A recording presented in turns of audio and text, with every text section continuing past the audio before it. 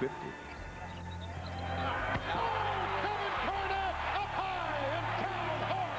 You wouldn't believe it if someone hadn't told you that it was a true story.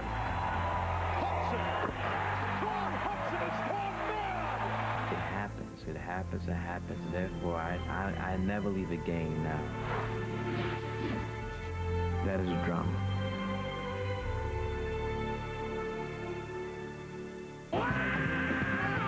Chapter 3 in this drama continues tonight at the capacity-filled Staples Center here in downtown Los Angeles.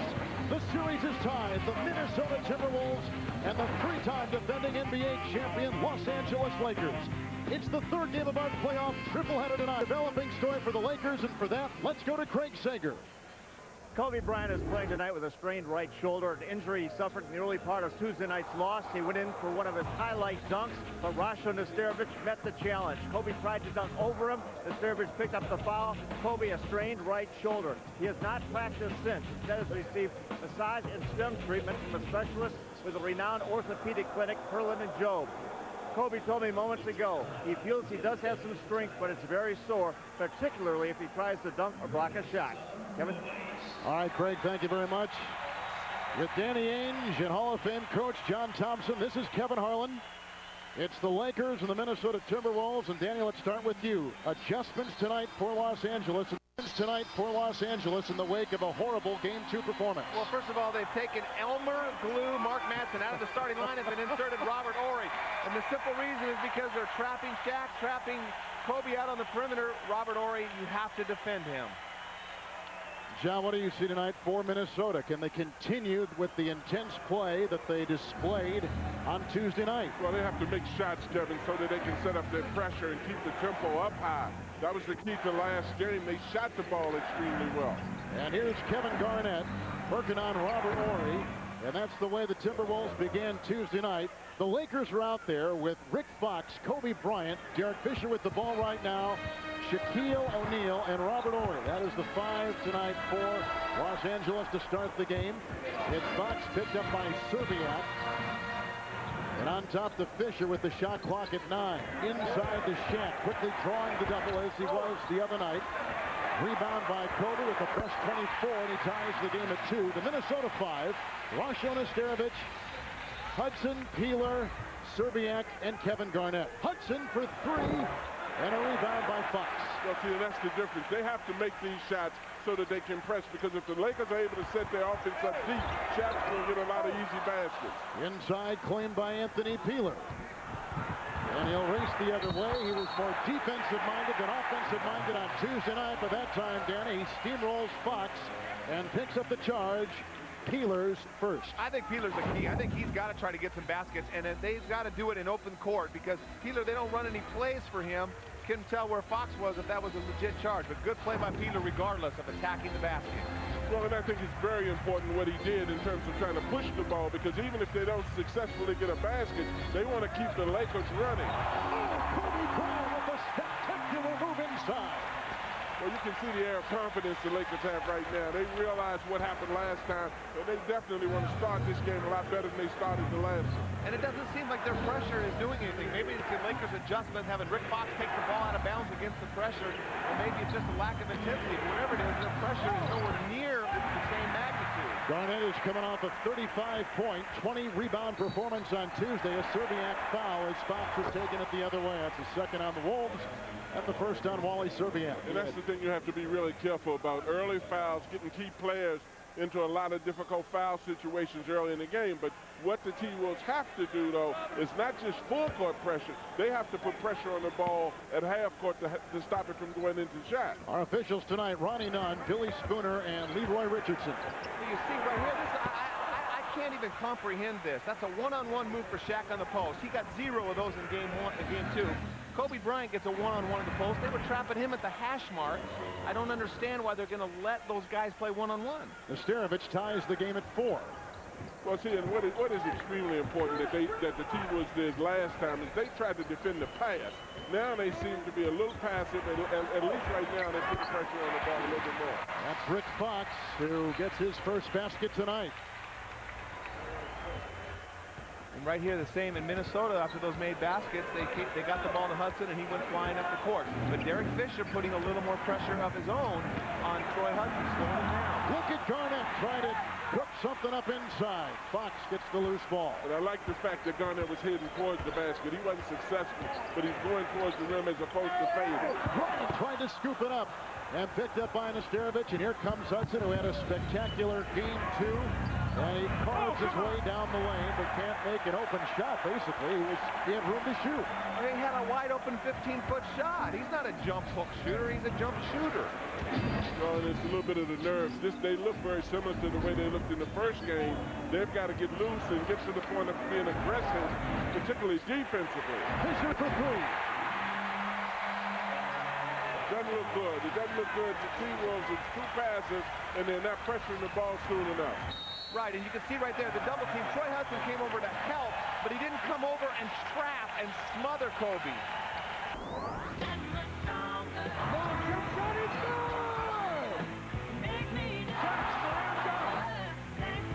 Oh, yeah.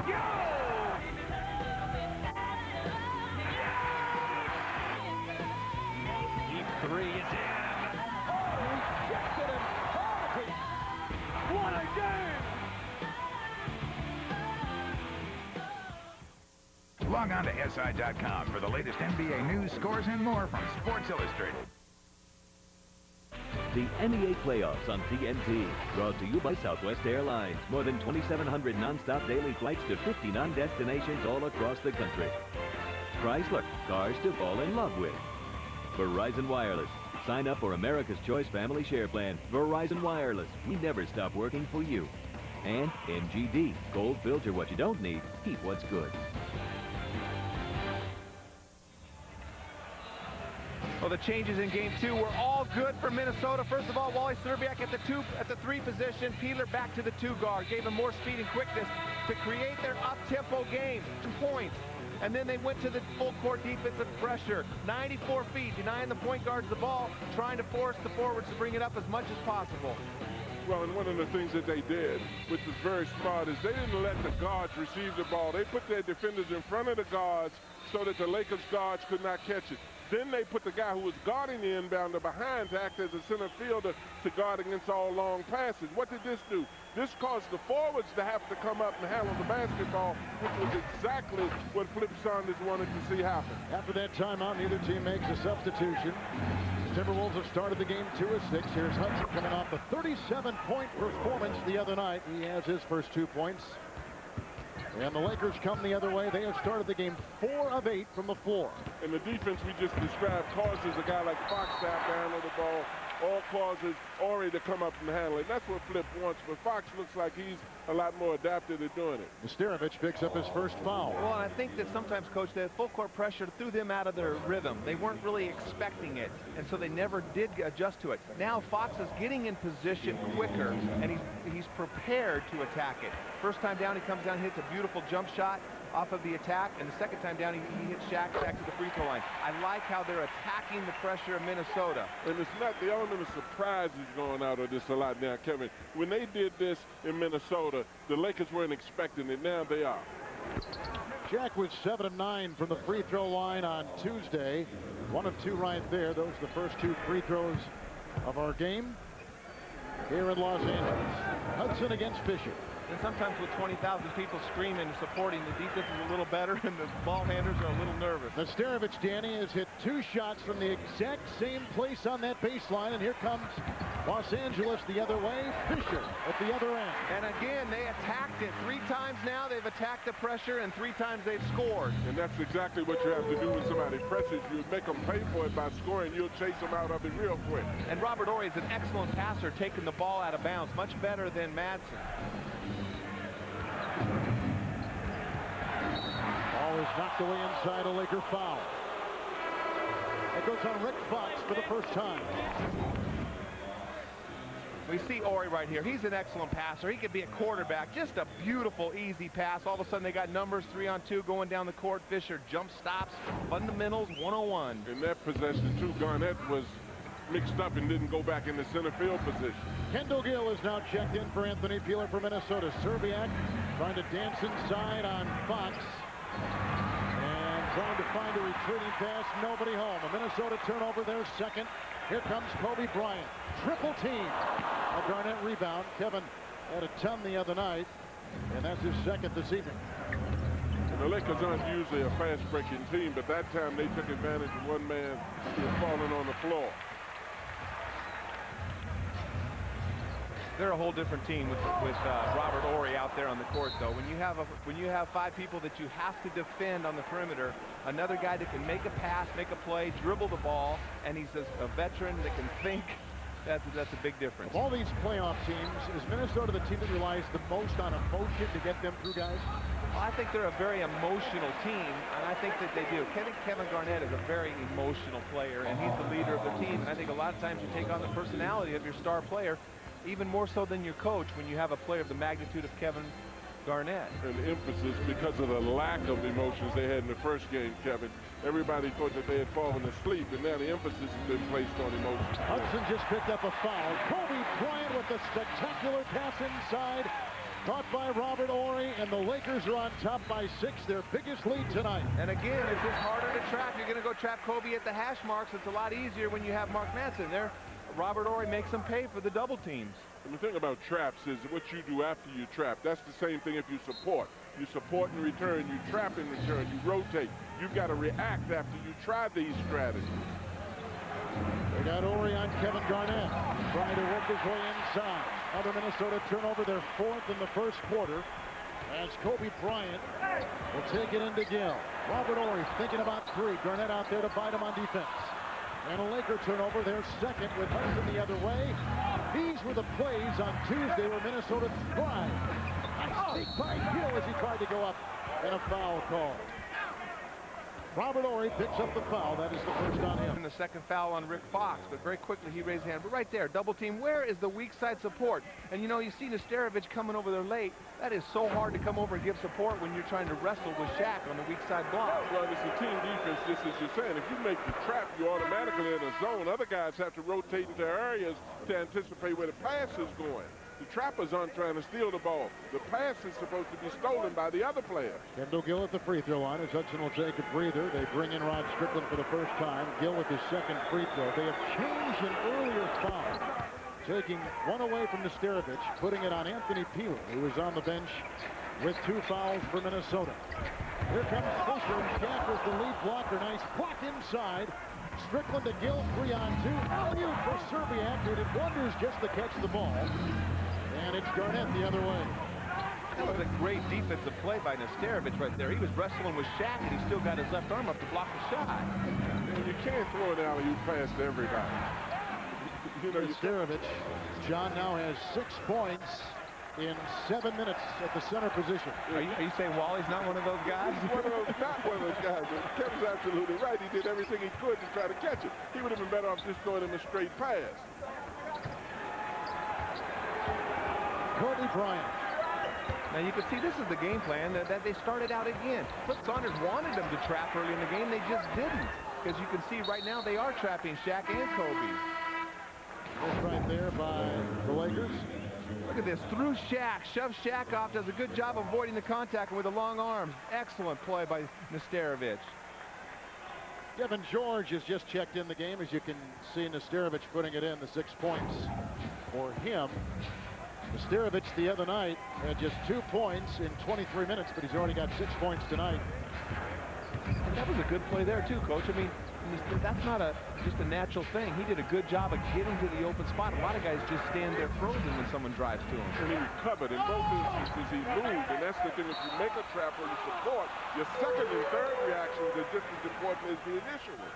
Kevin Garnett has started the game 1 of 5. That's out of bounds. And Minnesota will inbound. So Garnett's got 2. Nesterovic has a Minnesota high 6. 5 for Fisher. That leads the Los Angeles Lakers. Minnesota has withstand the rush by the Lakers right away, only down 2. Gill to Strickland. Over Shaq. Tough shot, but he makes it. But this is the difference with Strickland is in Strickland's having a lot of difficulty because he's grimacing after made baskets, cooking up in their full-court defense. And look what happens. Shaq comes all the way out to the hash mark to catch it. Here comes Kobe Bryant. And Bryant has started the game 3 of 6. He has a Laker high 6 points. Lakers have led by as many as 6. The Timberwolves had an early 2-0 lead. Strickland to a wide open Kevin Garnett. You know, Rod Strickland doesn't have the mobility, obviously, that he used to have, and he even looks like he's grimacing, but he's a very intelligent basketball player and easily knows how to find open people. And Shaq bulldozes inside, and the ball is knocked away. Shot clock at 14. On the first quarter clock, 3:51. And you got to love this because you see Shaq running down the court right here. He's going to have to come all the way up here to relieve pressure against the trap. And that takes him out of the low post. And it just takes longer to get this offense set up and get into the triangle. And Shaq catches the ball later on the shot clock. Kevin George knocked away by Nesterovic. Shaq, by the way, has started the game 0-3. And Serbiak the other way, slashing inside for 2. And Serbiak has his first 2 points tonight. Well, it's a great sign, too, that the T-Wolves are not reluctant to run once the Lakers miss. They have to capitalize on getting back or hitting the offensive board hard because the T-Wolves are getting out very fast. Lakers are shooting 44%. Kevin George, Fisher for 3. Derek Fisher nails his second three-point shot. He's got 8. That's a Laker high. Well, big shot by Fisher, but the play before the fast break, all set up by Nesterovic's rebound outlet. He just tipped it off the rim because he couldn't grab it, afraid of the goaltend, but they started the fast break. Nesterovic has put in some great early minutes now. Timberwolves are shooting 53%, and Kevin Garnett hits again. He's got 6 points and 3 rebounds. Now 56% shooting for Minnesota. And when Kevin Garnett is going well offensively, it doesn't seem like he's ever going to miss because he can shoot the shot, a quality shot, anytime he wants. Right through Fisher. A hobbled Rod Strickland going the other way, and Robert Horry Pele's it out of bounds. Robert Horry could have bent down and grabbed that ball. He's too old to bend it. Well, talk about old. Did you see Strickland going out there? Good outlet by Nesterovic. That's perfect. Good pass by Kevin Garnett, getting him in the open court, and Wally is in his element, finishing in the fast break. Timberwolves. You want to call it luck or good strategy, however you want to call it. It worked for them, and they up 2-1. I'm done. On his face in that Milwaukee locker room. So now the Nets have a 2-1 lead on the Bucks. Very interesting series. Interesting one here, too. Moments ago, energy-filled Minnesota huddle. Way to keep your poise. Just got to keep pressure. Let's keep our pressure. Okay, keep our pressure. Go, let's go. Okay, here we go, man. Here we go. We're down here. 1, 2, 3. Well, at least Flip Saunders is energized. But this is a team that thrives on energy. Well, they thrive on energy, but when you have Strickland and Gillen, they're not applying as much pressure once they make the baskets as opposed to when they're not in there. The guards of the Lakers are able to receive much easier. No changes either way for either team. On the timeout, Nesterovic tried to scoop one home. That's Minnesota's first miss in the last 5 shots. Here come the Lakers shooting 47%, led by the 8 points of Derek Fisher. Shaq has 1. Kobe's got 6 points. And here's Shaq, who has started the game 0-3. Now 0-4. It's inside, collected by Horry. A 3 by Fisher. Put again! Oh, in this first quarter, Derek Fisher has been an assassin. Oh, he's got 11 points, and those 11 points are points that you don't count on the Lakers trying to get. So that is a bonus. Fisher's carrying them offensively right now, and he's going to have to because of the way that they're defending Shaq and Kobe. Well, Shaq is setting up so much more deeper on the floor than he usually likes to, and that's definitely a good sign as far as the T-Wolves are concerned. Fisher just picked up his first foul. Here comes Minnesota shooting 53%, led by the 6 points of both Garnett and Nesterovic. Kevin Garnett over Robert Horry. And a rebound by Shaq. In the rebounding department, it's the Lakers +1. Oh, and a beautiful offensive rebound over Kevin Garnett by Robert Horry on the last possession just to get Fisher that 3-point shot. Nesterovic is on Shaq, who tried to corkscrew his way in. They've got to push him out of his comfort zone, which I'm thinking is a little bit more in than where he took that shot right there. And they are pushing him out of his comfort zone. That time, Kevin, he maneuvered back. Nobody attacked the dribble from the T-Wolves, which they should have. Here's Garnett left uncovered, and that usually spells trouble. And Kevin Garnett has got 8 and 3 rebounds, 4 of 9 shooting from the floor. They just can't put the pressure on him right here. Rod Strickland's leg is in really bad shape, and you know, they substitute Troy Hudson with 5 minutes to go in the quarter, so they're just trying to rest Flip Saunders didn't feel that he had it going like he did in game 2. That's a Gill foul right there on Minnesota's part. Kevin Gill picks up his first. Strickland playing on one leg, does a good job of penetrating. I don't know how he does it, but he just knows how to play. Does a great job of finding Garnett. Wide open 17-foot jumper. Well, he's paying his price, as you indicated the other end, because Flip is demanding that they press, but it's very hard for Strickland to deny one of the Laker guards the ball. Devin George finds Shaq, doubled Nesterovic and Serbiak, and that may have altered the shot. A rebound by Nesterovic. That's his second of the night. It's Strickland to Kendall Gill over a late arriving Devin George on defense. And that's a big position right there. Kendall Gill and Anthony Peeler have got to create some offense for Minnesota, in my opinion, for them to win this series. Robert Horry, Kendall Gill with some nice defense, and the Timberwolves the other way. And he goes off to Kevin Garnett, who is only guarded by a much smaller Derek Fisher, and he exploits that. And the Timberwolves have another 2-point lead over the Lakers. You've got to respect Kevin Garnett, though. I mean, this guy plays interiorly. He fills the lane. He shoots jump shots. He does everything for this team. No fouls to give either way. Does he get less respect than any superstar? I mean, I've seen them double team him one time. Wow, what kind of pass was that? Ricochets out of, must have slipped off his hands. Well, it was a terrible pass, but he slipped off his hands. Well, you know what? He had the one right before that as he threw in was deflected, but Shaq right there goes over the double team. They forcing him a tough shot. Good rebounding by Kevin Garnett, and Kendall Gill taking advantage of the forwards, coach, you talked about, bringing the ball off the court against the pressure. All right, Nesterovic is out, John. They just put back in Hudson for the final 5.5 seconds of the first quarter. Well, Nesterovic has done a great job because he forced Shaq to set up a lot deeper. A lot of that has to do with the pressure that forces him out also. Hudson hits it again! Troy Hudson beats the buzzer.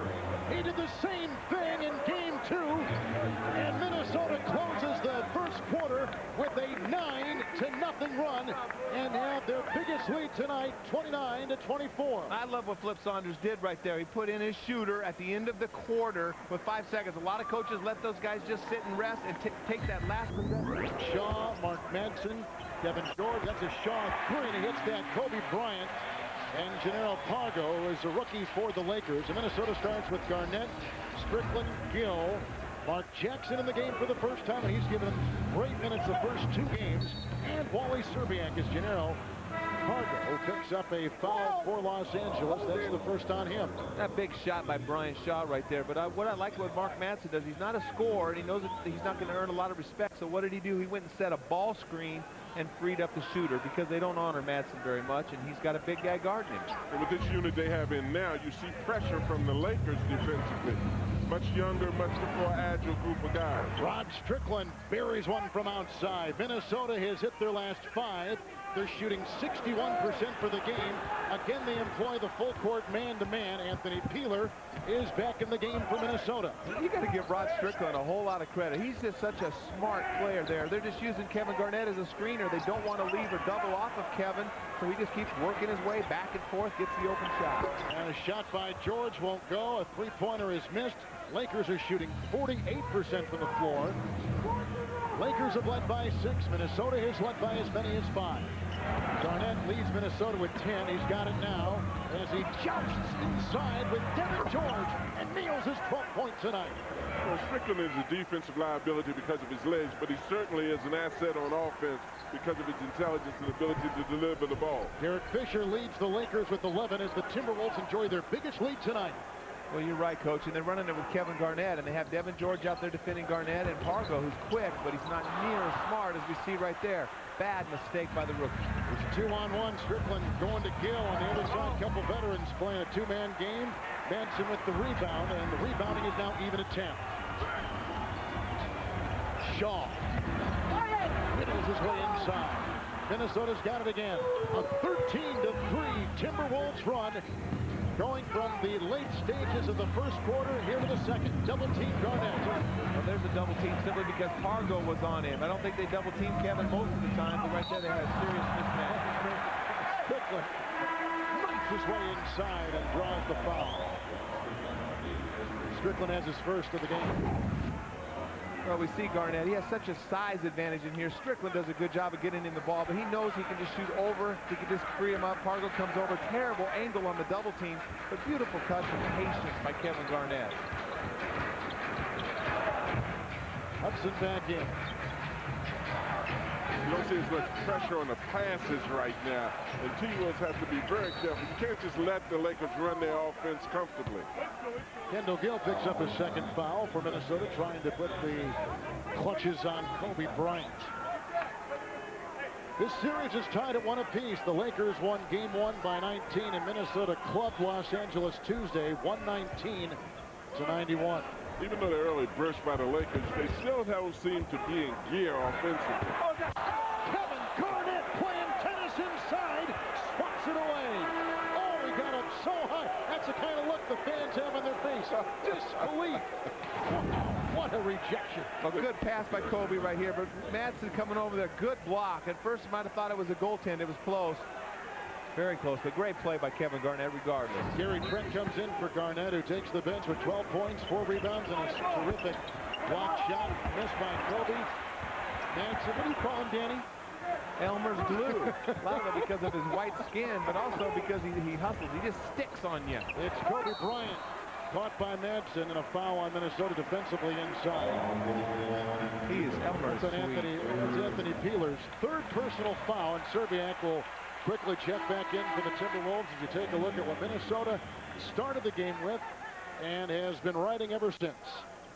In fact, listen to this. Minnesota's hot shooting the first 2 games, 60% field goal percentage in the first half. Tonight, 60% right on the button. So where's the Laker defense? Is Minnesota just that good offensively? Devin George for 2.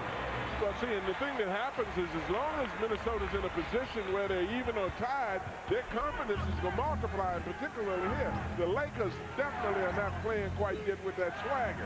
Lakers are shooting 43% from the field. Jackson to Hudson. Under the hands of Gill, batted away by George, down court, bucket up for Kobe Bryant.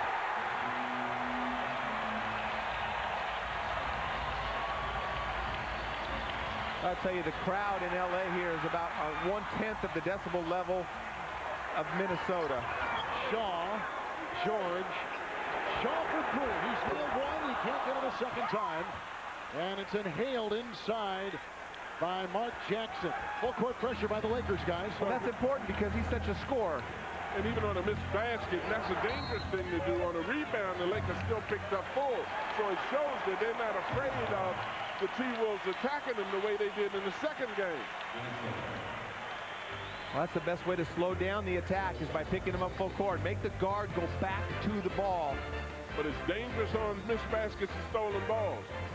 Kobe Bryant has 8 points and puts on a show here in Hollywood. The Lakers to within 2 at the sold-out Staples Center. He was well aware of what he potentially could feel in terms of an energy letdown, an emotional high and low with the birth and the death. He spoke of that actually before the playoffs even started, as he knew, each of those scenarios were about to unfold, a funeral and a birth. But he was okay for us. We were okay for each other actually in game 1. That we didn't need him to be Shaquille of old, of the playoffs at this time of year. We needed him to be like that Tuesday. I think we probably didn't get him enough touches to begin with to get him energized.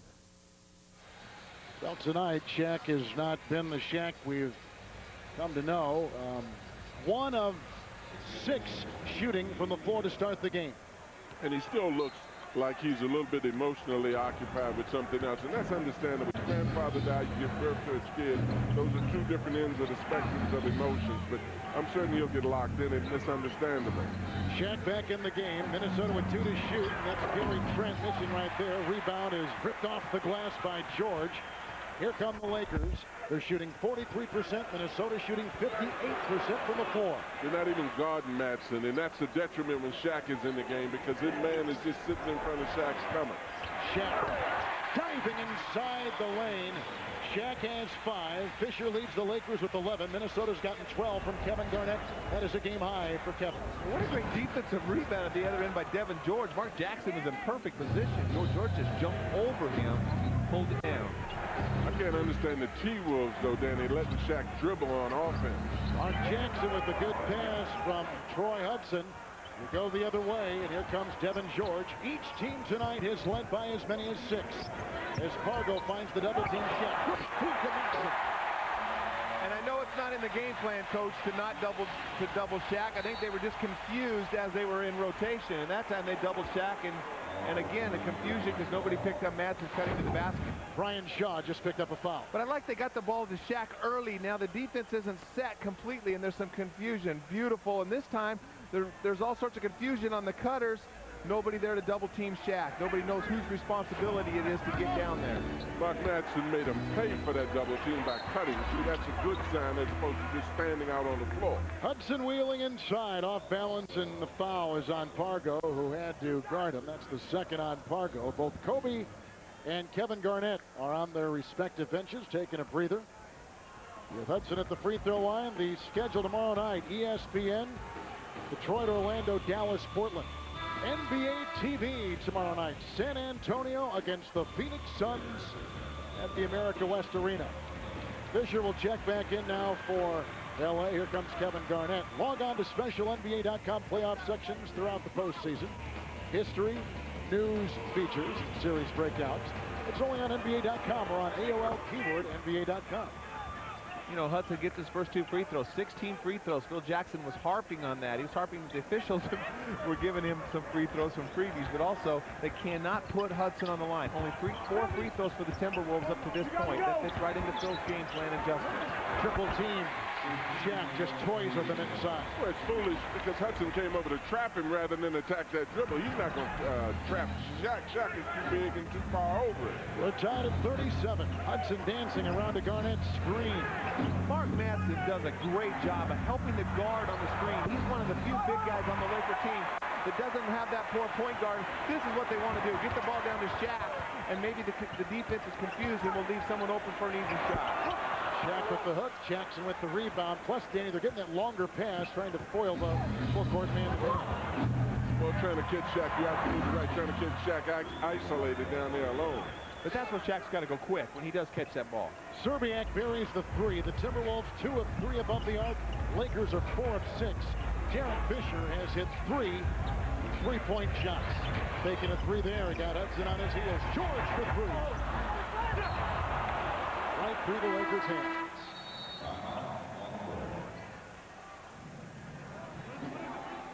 Shaq so far has 7 points, John. Well, and he's gotten back in the post early. But the thing that is amazing that he's taking 2 dribbles, sometimes 3 dribbles once he's in the post. They've got to dive on that and give him trouble. Well, that time they had Troy Hudson come down for the double team, and it was like a little bug. On TNT, brought to you by MCI, bringing voice and data solutions together on one global network. And the United States Marine Corps. Change is forever.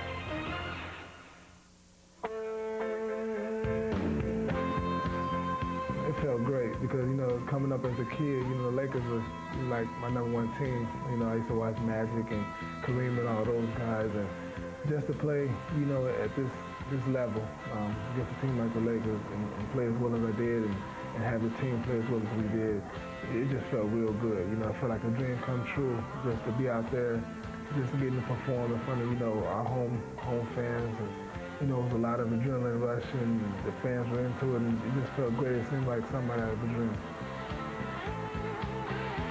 Troy Hudson is in his 6th NBA season out of Southern Illinois, in his first year with Minnesota. And here are some of his highlights tonight. 7 points and 2 assists, including that buzzer beater as the first quarter was coming to a close. Hudson out there with Jackson, Serbiak, Garnett, and Gill for Minnesota. And Serbiak locates Jackson. And even though he's draped with Laker defenders, and down goes that Fox. Fox was hit hard. He's out there with Fisher, Bryant, Shaq, and Robert Horry. There's a throwaway. Jackson, Hudson, Gill takes off and seals into Fox, who is still a bit woozy and trying to shake the cobweb. And he's got blood coming out. He's got to come out, and that's an important thing because he's got a movie career. That's a handsome fella right there. And most guys, you don't care about the blood coming out of the face. I don't think Jackson's too concerned about his movie career right now. I'll tell you that.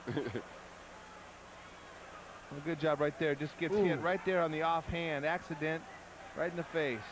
Guys like Jackson always hit people by accident, but they do it consistently. Yes. Right across the nose.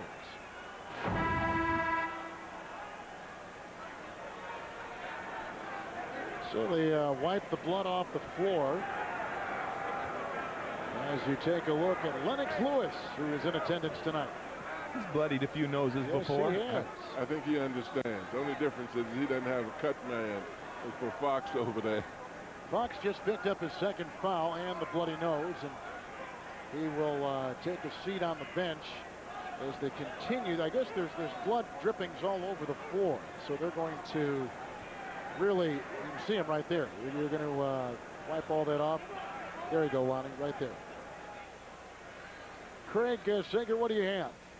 Well, Kevin, you're talking about Troy Hudson, what a spectacular game he had in Game 2. You wonder, why didn't somebody else keep him? Why did Orlando let him go at the end of last year? Well, I talked and called Doc Rivers, his former coach, and he said, with our situation with Tracy McGrady and Grant Hill, we needed a point guard that could distribute the ball. So he called his best friend, Randy Whitman, the assistant coach of the Minnesota Timberwolves, and said, hey, I got a great guy down here I think would fit in perfect with you guys. Why don't you take a look? And they said, oh, well, what can he do? He said, well, I'll tell you what, he's very talented, but there are times where the opponent doesn't know what he's doing, and neither do I. There's Randy, the former head coach of the Cleveland Cavaliers, one of the great players in the history of the University of Indiana basketball program. The thing that you have to like is not just that Hudson is playing well, it's when he's playing well. He's playing well in the playoffs, and that's a difficult thing for a young man to be discovering. They're still trying to stop the blood, as the Portland Trail Blazers are going to try to stop the bleeding as well. They're down 2-0. That series now shifts to Portland, Oregon. The Kings on top of Utah. They don't play till Saturday. This series tied at 1 apiece, as is the Spurs and Suns, and those two teams will battle in Phoenix tomorrow night. If you missed it earlier on TNT tonight, a gigantic Boston clubbing of Indiana. They're going to take Fox to the locker room. They can't stop the bleeding. Take him to a plastic surgeon. And Rodney Rogers hits a game-winning jump shot with a couple seconds remaining in Milwaukee tonight. And the defending Eastern Conference champion New Jersey Nets. What is he doing over there? Well, Changing uniforms. His uniform because there's blood on his uniform. Rodney Rogers hit the jump shot for the Nets. They go up 2-1 now on Milwaukee. In Milwaukee. Why don't I take this game over for a while? You run back there and see that plastic surgeon, Kevin. the guy goes in the back to change his uniform so he can be in privacy. And we put a camera on it. We never miss it. That's the kind of thing you would do, Dad. Well, he does like jockey commercials or something anyway, so he's used to that. Yeah, it's good you're talking about it. A guy like that. Here at the free throw line is the Timberwolves' Kendall Gill. Here's an interesting story about Gill. That was in the very inaugural draft for the Minnesota Timberwolves. This is a guy they really had circled, Gill, out of the University of Illinois. But he was taken, so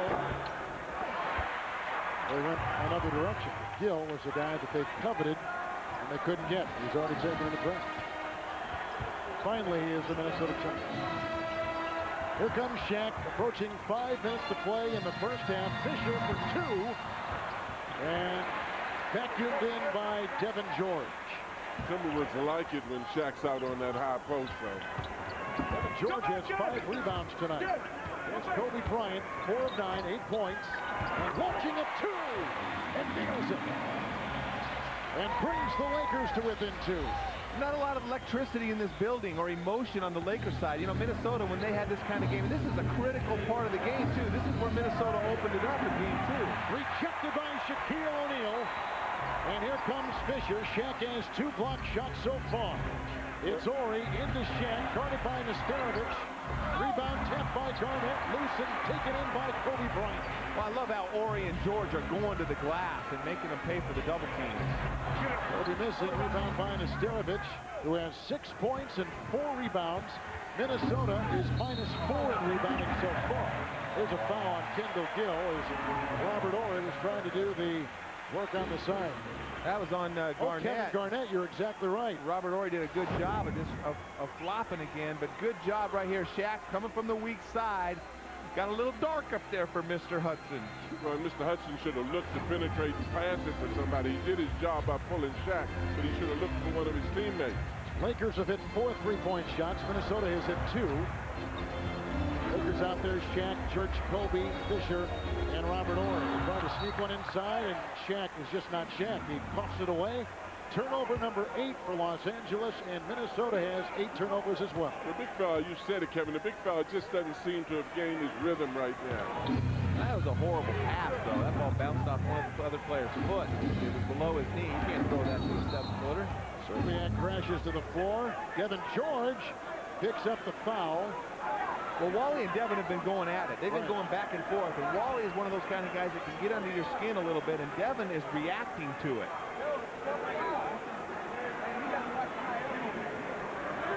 Timberwolves from Starovich, Gill, Serbiak, Hudson, and calling a flagrant foul. Kevin Garnett. 2 free throws in the ball.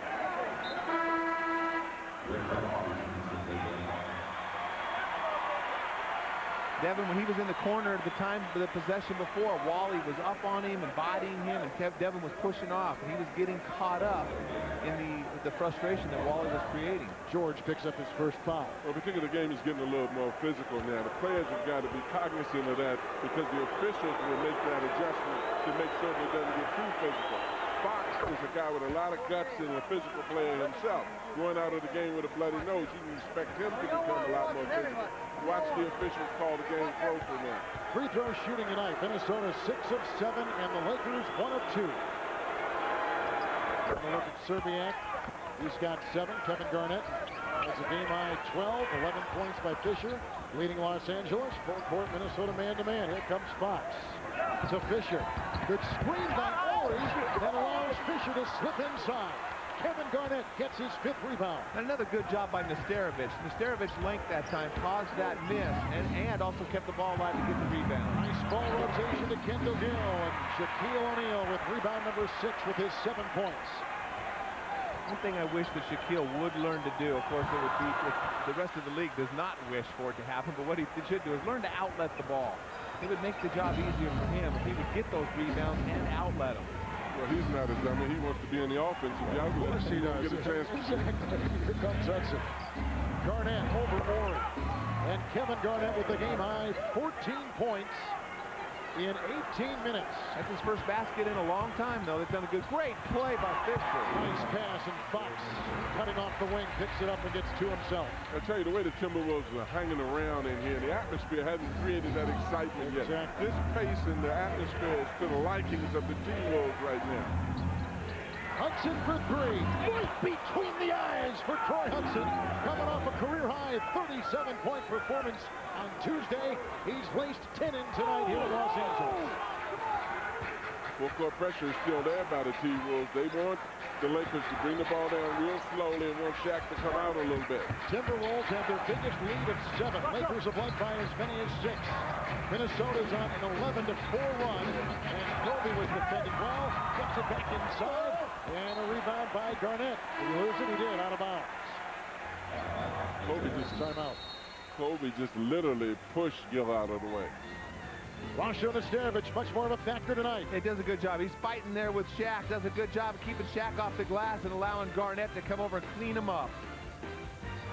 And Hudson going left again. It's the second time he's coming left off that pick and roll right into his rhythm. Up for the 3. Timberwolves have their biggest lead tonight, shooting 56% from the floor. And ineffective Kobe Bryant and Shaquille O'Neal.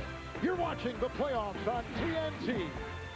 LA, the Lakers trailing the Timberwolves 48-41. I'm pleased with Jimmy Johnson of the NASCAR circuit, California native. What do you think of the game so far? Well, there's 48, which is my number, so I'm okay with that, but the Lakers are losing right now. So I've got a dollar bet with my PR man. He's from Minnesota, so he's rooting for the Wolves, and being a California boy, I'm rooting for the Lakers.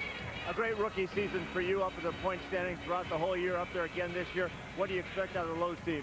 I'm expecting good things. We've had a great start to the season so far, better than we were at this point last year. We almost had a shot at winning the championship last year, so I think we're going to be on target to do great things again this year with the Lowe's team. You're named the sexiest man in the fast lane by People magazine. Charles Barkley wants to know how he get that moniker. I guess I got lucky. I don't know what they're talking about.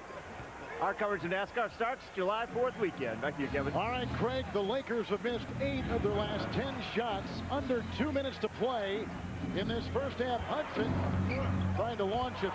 Gill with the offensive rebound, even though Lakers were on both sides, and a foul called on Los Angeles, and Devin George was in there, and Make It Fisher picks up his second personal foul for LA.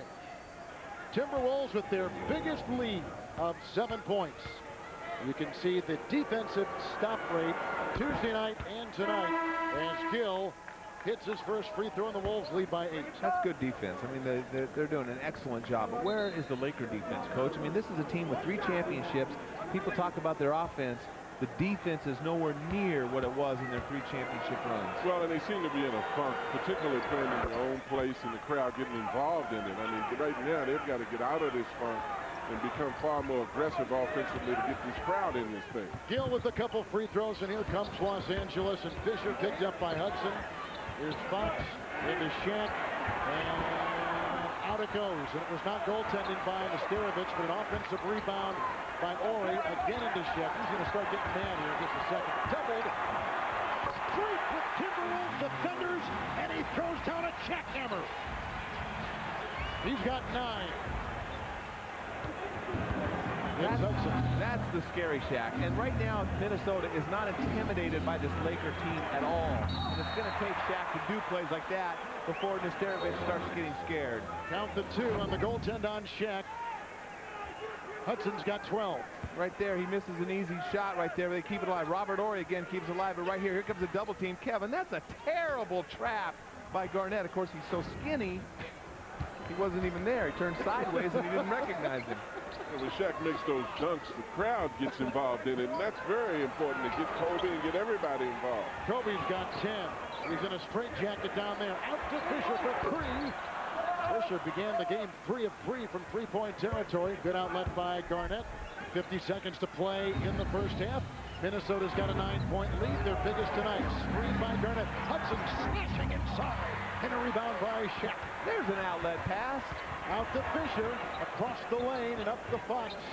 And Kobe launching a 3. Rebound, Fisher inside. The T-Wolves are missing golden opportunities. You can't give them those offensive rebounds. That is the 4th 3-point hit by Fisher. He now has a Laker high 14. Kevin Garnett has 14 for Minnesota. The Lakers are shooting from the floor 42%. And they've hit 5 3-point shots. But you know, the Lakers have only been at the free throw line 2 times so far in this game. That is ridiculous for a half of basketball. They got to start creating some free throws. And Minnesota, John, has gone 9 of 10. Well, and that's why the second ball game, I attribute the Lakers' poor offense to the T-Wolves' defense. This ball game, I'm not so certain that it's the T-Wolves' defense as much as the fact that the Lakers seem to be more in a funk right now as opposed to getting loose and getting out in this game. Minnesota shooting 54%. Well, we have seen some outstanding performances in these playoffs so far. McGrady averaging 44.5. AI 42. Dirk Nowitzki, 2 big games against the Blazers, and the same Kobe Bryant in the first 2 against Minnesota for the Los Angeles Lakers. Oh, what about Bonzi Wells last night with a smooth 45 he threw at the Mavericks? The stars come out in the playoffs. Coming up, the Verizon Wireless halftime report. EJ, Kenny, and Charles. Post-game sound, a very angry George Karl. Paul Pierce has also had an excellent playoffs, only 21, most of those in the second half. But boy, he's really becoming a great player. Alley-oop for Kevin Garnett as he hung in the air and still trying to corral it. Shaq rips it away. Seconds remain. Kobe trying to beat the buzzer around Serbia. And that's how the first half comes to a close. Lakers trailed by as many as 9. The Timberwolves lead at halftime by 6. The game was tied at 37 with just under 7 to play in the second quarter. Minnesota closes out the half on a 15-9 run. I don't sense any urgency in that Laker huddle or in that Lakers as they walk off the court. Wow, another nice performance by Troy Hudson, who is with our Craig Sager. Well, Troy, great first half. Coach Flip Saunders just came up to you and talked to you. What did he say to you? Just on that last play, to run more time off the clock, we gave him too much time to get a last second shot off. You seemed to start out a little slowly, obviously being a marked man, but the 3 you hit at the end of the first quarter, what did that do? You know, it sparked me a little bit. You know, I started off slowly. I was getting the shots that I wanted, though. They still want me to be aggressive. Flip put me in for a last second shot, and I was able to knock it down with a great pick from KG. As the game goes on, you have the lead. You feel confidence growing? Oh, we feel a lot of confidence right now. We just need to continue to play the way we're playing, keep pressuring up on defense, and keep them on their heels. All right. Good game so far. Let's go over to Kevin. This is going to raise some eyebrows around the country. The Timberwolves and Lakers are tied at a game apiece, guys. But at halftime, it's Minnesota 52-46 as we send it to you in Atlanta. Do it. And the team with the halftime lead in this series has won the previous 2 games, tied up at a game apiece. Verizon Wireless halftime reporter Ernie Johnson, Kenny the Jet Smith, Charles Barkley. Are the Lakers into this thing? You got spectacles on, Ernest. You know, I forgot I was using the reading glasses thing and looking down. You got your spectacles Perhaps on. I should take those off. You looked really big in those, Charles. Man alive. You know, I think Coach Thompson said it best. Shaquille does not seem, he started getting a little bit more involved, but he did not start out really strong. The Lakers seemed like they were a little flat, which surprised me. But, hey, you know, Troy Hudson, he's right. His confidence is sky high. And the Lakers really right now have not done anything to slow him down. He's feeling it. And you talk about he looked flat. Sorry, Ernie, but he talked about he looked flat. You could tell the Lakers were flat because of a couple plays. And one play particularly, because they always talk about the pick and roll with Shaq not being able to guard him. But Robert Horry, who's a pretty good defender on the team defense, he doesn't come out. And Troy Hudson, who had 37, here's a guy you have to get to. You have to show hard because he's a jump shooter off the dribble, especially going left. So you would think Robert would show hard, and that's when you talk about not ready to play, being flat. You don't do those things. They kind of just took this as, looks like, oh, we're home, we're playing Minnesota, we're going to win, and Minnesota jumped on them. You certainly did. Garnett 14, Troy Hudson has 12, Shaq 9, Kobe 10 on 5 out of 14.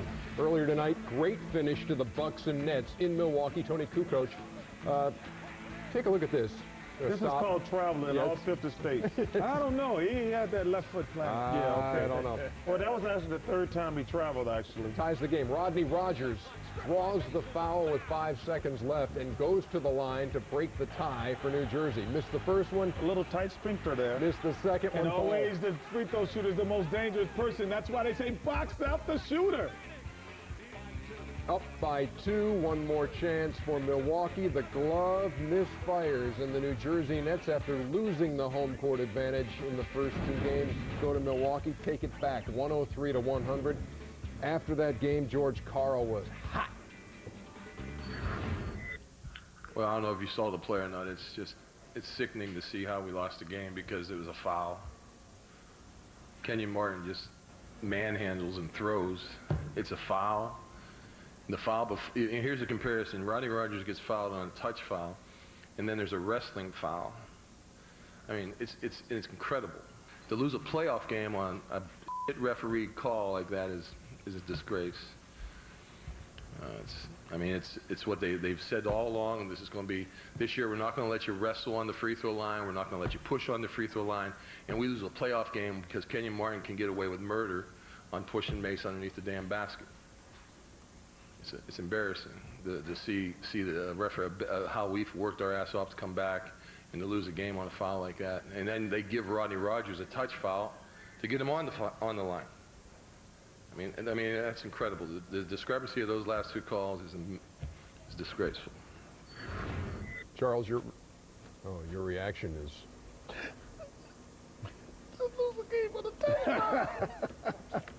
Well, you know what? What?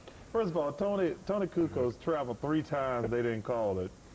And you know what? Anthony Mason shouldn't let Kenyon Martin push him around. It's a tie game. The guy's already missed the first free throw. Anthony Mason's a strong guy. Kenyon Martin should not be. If he has to throw him down to the ground, he got to blame it on this player. You got to get that rebound, and that's nobody's fault but the guys on the court. And you know you can't blame it. One call does not dictate. They got to, man, come on, that's bogus. Anything to add to? I don't have a napkin. I don't have a napkin. We will take a break and come back with more on the Verizon Wireless halftime report in just a second. We have any? Give me some cheese with that wine. Troy Hudson. Give me some Beatles singles with that wine. There's that pick and roll again. Nobody's going to step out. Troy might get 30 again. The halftime report is brought to you by Verizon Wireless, the official wireless provider of the NBA. Can you hear me now? Good. It's a beautiful night in Los Angeles, and you're watching the NBA playoffs on TNT.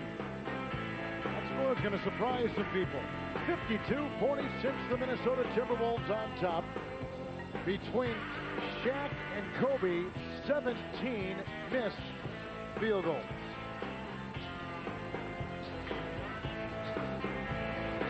Nine points for O'Neal and 10 for Shaq tonight.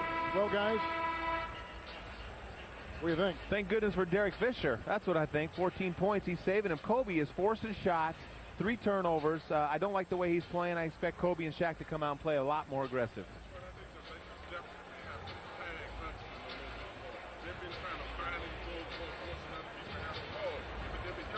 Hold on. You've got on the wrong headset, my friend. Here, put this one on. I go, how come I can't hear you? That's right. We had Lennox Lewis here. We had all kinds. There you go. John, what did you Danny say? Ainge does that to me. hey, listen. What I think has to happen is the Lakers definitely have to tag Hudson. Hudson can't run away and score the way he did last time.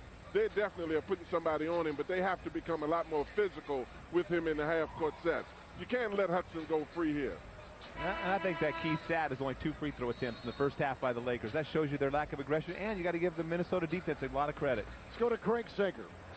Well, Coach, you're talking about somebody to guard Troy Hudson. That's one of the things they're talking about in the Lakers locker room. The coaching staff said they need some energy, somebody to guard them on the perimeter. They do like Pargo's defense against them, but the problem is they don't like Pargo running the offense, and they need Derek Fisher out there to make some shots.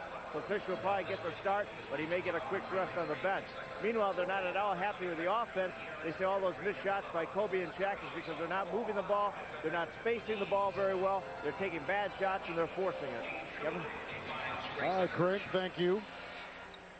Well, they better not keep Fisher out too long because he's carrying them offensively. Without his 14 points, they would be in real bad trouble right now.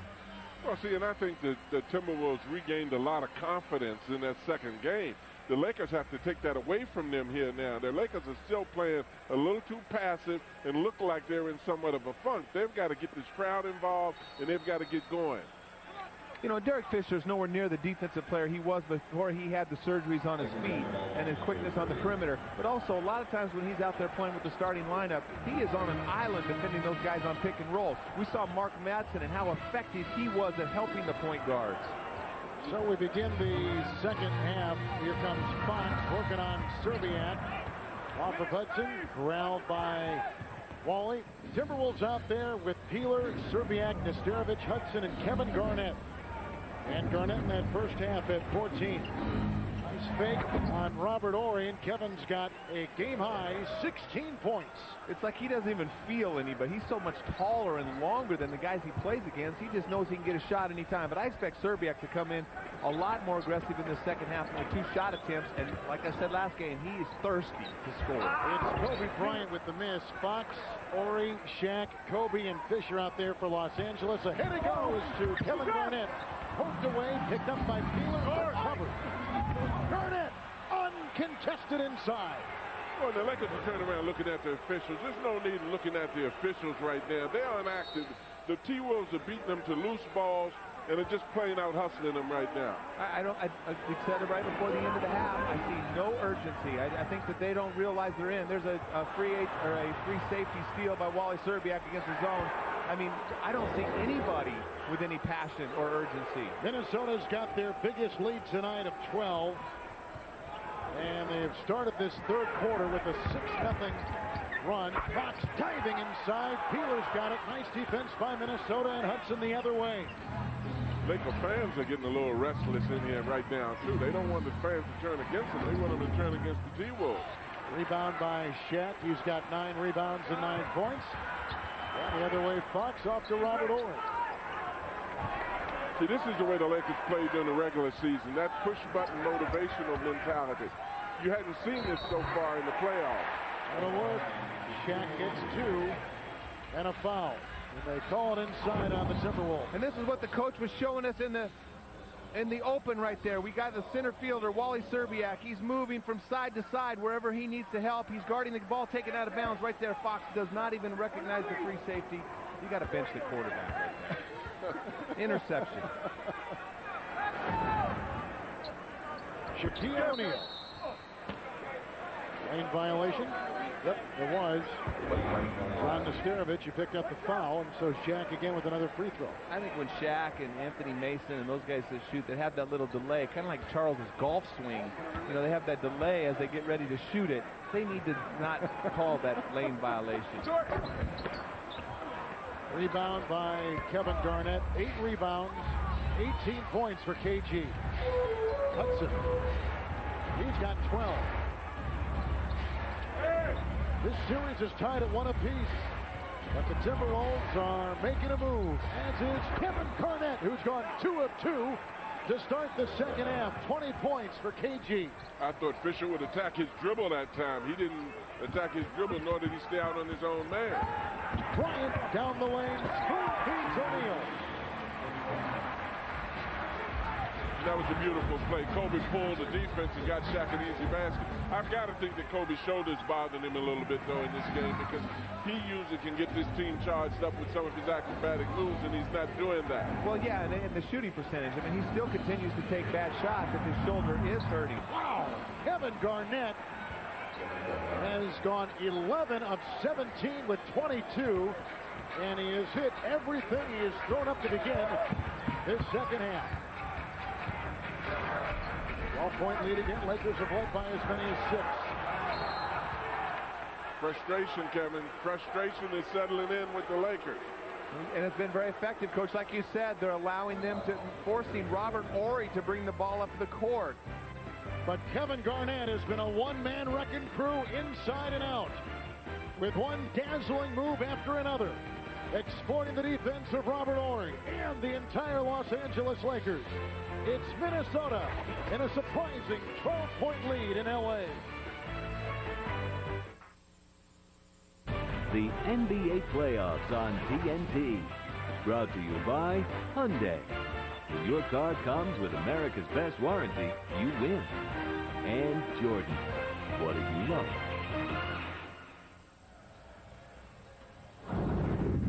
The cop who won't stop is back. You're the great Sam Gerard. Yes, I am. And you always have to win. Yes, I do. Tommy Lee Jones, Wesley Snipes, U.S. Marshal. Friday at 9 on TNT. Kevin Garnett had a riveting Game 2 performance of 35 points and 20 rebounds. And tonight, John is picked up where he left off in Minneapolis on Tuesday. Well, absolutely, and he's a hard guard, almost in a sense, a difficult matchup for the Lakers as Shaq is for them, because he goes inside, outside, and it's hard to put that kind of guy on him. Robert Horry hits a 2. That big shot by Robert Horry just to stop the bleeding right now. But Kevin Garnett, he is playing great. Remember last year he had a great series also against Dallas. He can't do it all by himself. He's getting some help from Troy Hudson and Wally Serbiak so far, but their defense has been excellent too, and they've neutralized Shaq and Kobe. Lakers +2 in rebounding. Kobe Bryant makes his way inside. And just what the doctor ordered, because that kind of move will get this crowd back into this thing. It's an 8-point game and a Nesterovich screen. Hudson back to Rasho. Lakers one inside for the double team Garnett. And a foul and a shove on Rick Fox of Los Angeles. Craig, what do you have?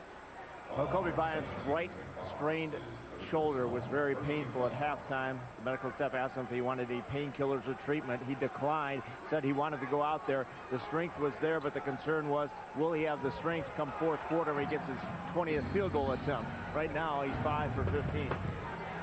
All right, Craig, Rick Fox just picked up his 3rd foul. And here comes Wally Serbiak. Although covered well, nails the shot. He's got 11. Hudson's got 12. Garnett 22, and the Timberwolves back on top by 10. They're seeing the same defensive strategy they're using. They're denying the guards the inbound pass, forcing the forwards to come down. And as a result of it, Shaq ends up high trying to relieve pressure. Serbiak has his 2nd foul. Well, that didn't look like a foul. That looked like a great defensive play by Wally. He's doing a good job. Down court to Shaq. Nesterovich tagging him. Here comes Kobe Bryant. Looking to launch it again. Dives down the lane with the foul called on the lunging Timberwolves. He's right. That's what they got to do. They've got to find a way to get to the free throw line. Well, it probably will bother him to lift those long-range jumpers up that he usually does, and that's probably why Kobe is going to the basket, and he's shooting it up with two hands. He looks like he's afraid to palm it and put it up with one, so his shoulder definitely is bothering him. Dan, here's something you've talked about tonight. The Lakers in the regular season averaged 26 free throw attempts a game. Tonight, that was number 4. There's that 60-point plan, too. We went back to game 2, and they were below that, -6 tonight. They are way off the pace to get 60 between Bryant and Shaq. Now, between them, they've got 27 points tonight. And Minnesota has to be prepared. They got to keep scoring the basketball like they've been. They're shooting at 56% over the last 2 games. They got to continue at that pace, but they have to be ready for a surge by this Laker crowd and Shaq and Kobe. Garnett's first second-half miss. Here comes Fisher.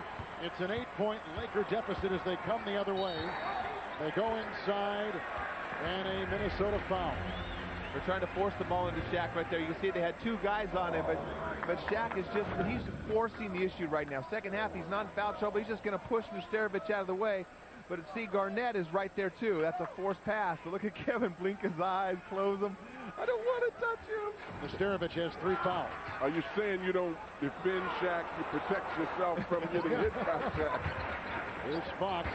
Ori, Lakers are shooting 43%. Little jump hook inside. Defended by Ori. 2 times, he can't get it. And Peeler is off to the races for the Timberwolves, shooting 54%. Kevin Garnett fouled and hits the 2. Wow. He gives you one jaw-dropping move after another. 24 points in the game for Garnett, and 10 have come in here in an electrifying third-quarter performance. And a good call by the official. Fisher hit his arm on the way up. You can see it from the angle I'm sitting at right here. And, you know, Shaq gets hit like that every time. I mean, by somebody, but he's so big and strong, they don't call those. I'm glad to see you admit that. He delivers more abuse, but he takes a lot, too. That's Kevin Garnett's first free throw attempt tonight. He shoots a lot of fadeaway shots because of his length. He shoots a free throw every time he shoots a shot because he's so wide open. Look how far up Shaq is up floor. They're denying everybody now. They're even denying the forward that's coming up to help, and it's forcing Shaq out. Here's Shaq, doubled by Hudson and Nesterovic. A 3 by Fisher. He's been key from outside. Rebound Kobe. Rips it away from Nesterovic. Shaq tried to jam. Nesterovic comes the other way, and Minnesota's got numbers. And Serbiak picked up nicely by Fox. Rebound by Ori. I'll tell you what, there are 15 NBA teams watching right now. They hope Minnesota can beat the Lakers. It's Fisher guarded by Peeler. Peeler's defense on Kobe in game 2 is clutch. Here comes Bryant, popping it inside. Garnett knocks it away. 11 Laker turnovers. Minnesota's got 8 in the game. Hudson for 2. Good! Troy Hudson buries one. He's got 14. You know, Minnesota should get a lot of credit for this pressure defense, but the Lakers have faced this kind of pressure defense before, and they've done a better job. Right now, the biggest problem for the Lakers is they can't stop Minnesota. They are shooting at such a high percentage. Timberwolves, their biggest lead tonight is Shaq. Inside, misses twice. Out of bounds and off Los Angeles with 6:03 to play in the third. Well, see, and this is the thing that they're trying to do. By pressuring and denying everybody the ball up court, look how far out Shaquille O'Neal has to come to relieve the pressure. He's way up court trying to catch the ball. That's exactly what the T-Wolves want to see him do. Nesterovic is out. Mark Jackson is in. They got Hudson working on Fisher. A Jackson screen. Shaq comes out on him, and there's a Minnesota turnover, number 9.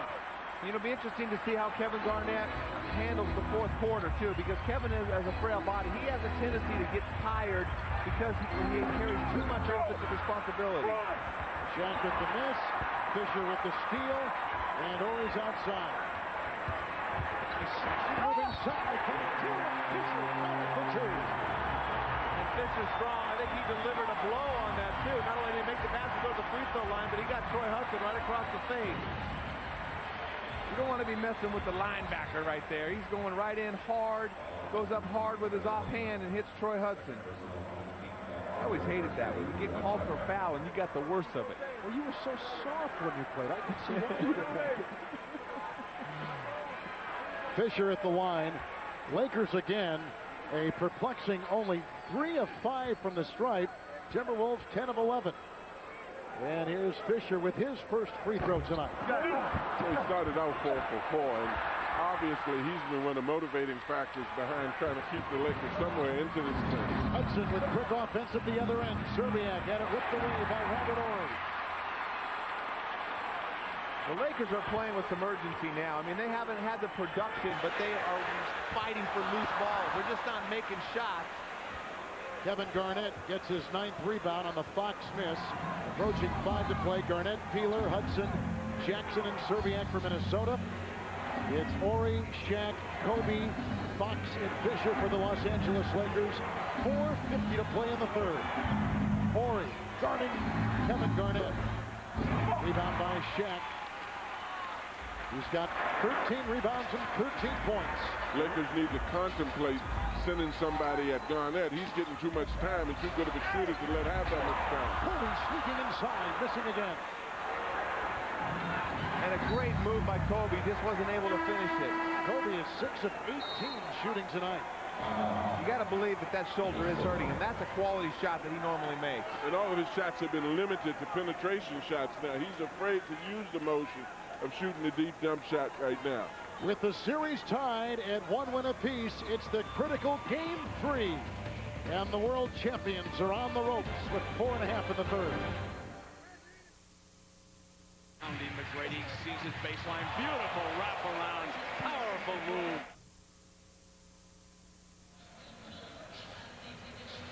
This is the pressure that we're talking about. They're denying the face guarding right here on the guards, and the Wally Serbiak is playing for center field, and they can't get the ball inbounds. Throw the ball over the top. They don't see Serbiak. Does a great job of anticipating, and easy baskets for the Timberwolves. And right now, it's the trap is being effective. Not quite as effective as it was in Game 2, but their offense as well. Well, the thing that the trap does, even if you don't get your turnovers, your rush shots, it sets fatigue in. And it also starts you to rush your half-court sets because it cuts down a lot of the clock. And obviously, you talked about the other teams watching this, Stanley. They're going to, when they play the Lakers, if they play the Lakers, I should say, they're going to try this. Lakers have to solve this thing right now, or the other teams are going to be encouraged to try to front the guards and force the forwards to handle the ball. I still think the biggest thing that the Lakers are having trouble with is just stopping Minnesota. They're shooting 53% right now. They're getting high-quality shots, and there's nothing they can do. They just have to hope Minnesota starts missing so they can have some opportunities in the open court. Mark Jackson's not missing, now guarded by newly instated Mark Madsen. And here is a floater to Kobe at the other end. With Minnesota on top, 71-58. This equals their biggest lead of 13 points. Serbiak in that possession didn't do a good job in playing that center field. They should not be able to throw that pass. There's Madsen, clubbed by Gill.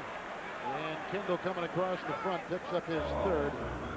Lakers have hit 5 threes, and Minnesota has doused 3 three-point shots. Here is the dominance in the third quarter by Minnesota. You just see it right there. I mean, the Lakers can't score. You see Kobe go 6 for 18 on occasion. He's a perimeter guy and takes shots. You hardly ever see Shaq 6 for 18 from the field. That is not a good sign. Well, and I think a lot of it has to do with what you were saying about where he's receiving the basketball. That's a tribute to the Timberwolves defense. They're giving Shaq the ball in positions where he doesn't want to have it right now. Lakers are only 3 of 7 from the free throw line. So, John, you're saying the further out they push Shaq from his comfort zone, the better off they're going to be. Absolutely. He's not in a position to rebound because Shaq is a very good athlete. After he misses, he can recover and rebound. He's getting him in a further position away from the floor. Away from the basket. Yep. And they got Hudson. Under 4 to play here in this third quarter. And knocked away by Fisher. Taken by Jackson. Shot clock at 9. Here's Garnett uncovered. Fisher did a great job. Again, you could see Mark Madsen do a great job of giving Fisher support. Fisher has got to love playing defense with Mark Madsen. It's the other end of the court that they struggle. Here's Kobe Bryant. Fox. They swing it over to Fisher for 3. And that is the 5th three-point hit by Fisher by himself tonight. And we didn't see very many of those open looks in Game 2. So the Lakers have made the adjustment. They're doing a good job forcing the double teams, and Fisher has made them pay. Fisher's got a Laker high 19. Garnett has a game high 25. Well, see, and they're isolating Garnett. That's where the help has got to come to do something to try to get Madsen some help right there. Oh, look at Madsen and Kevin Garnett go at it. Justin inside, and the crowd is finally alive. Here Angeles. Sometimes it takes a mad dog to get this crowd going. Glue! He's getting inside Kevin Garnett's skin, but you can't out-wrestle Mark Madsen. Well, see, and just Madsen's emotions tend to trigger this team and get them involved. You wouldn't think that they would need that during the playoffs, and you would think they would need his emotions during the regular season for incentive. But he's helping them right now because they're very flat. I love that guy. Well, you called him Elmer Glue earlier in the game. Because he's the glue that keeps the team together. I mean, his skin, it looks like Elmer's glue. Said everything about him but put a muzzle on him. You see, his emotions have triggered this crowd. This crowd has been extremely flat, understandably so, because the Lakers haven't done anything. Garnett may win this jump ball. Watch this. Oh, yeah. With ease. But Gill couldn't get it. And Gill draws the foul as he shoves Derek Fisher to the floor. Well, this Laker crowd is starting to wake up. They got their cell phones in their pockets, turned in opposition. And it happened once Madsen came in the game. And exactly. You know, he has that kind of effect on the game, but you still got to wonder why you need him for incentive during the playoff games if you're the Lakers. Foul problems. Gill now has 4 for Minnesota, everyone else with 3 or less. And for the Lakers, just a couple guys with 3, Fox and Fisher. No one with 4. That's the foul story. 4 of 9 free throw shooting by the Lakers tonight. And the Wolves 10 of 11. Fisher's been huge, you know, getting Madsen in the game. Ori, who's not used to starting and playing this many extended minutes, asked to come out of the game. He was waving at Phil to get him out. He was so tired. Minnesota -1 rebounding. Here come the Timberwolves. They're shooting 51%. And Strickland across the lane. Spoon feeds Peeler. Somehow stuck that pass inside. Great pass. And Peeler's got his first 2 points tonight. What a great play by Strickland right there, but Kobe just lost total sight of Peeler. Madsen, look at him, rejected again by Kevin Garnett. And Madsen shoves Serbiak out of bounds with a hip check and draws a foul. Well, Madsen's getting caught up in the spirit of the game now. He's moving out of his comfort zone now. That's the white doctor right there.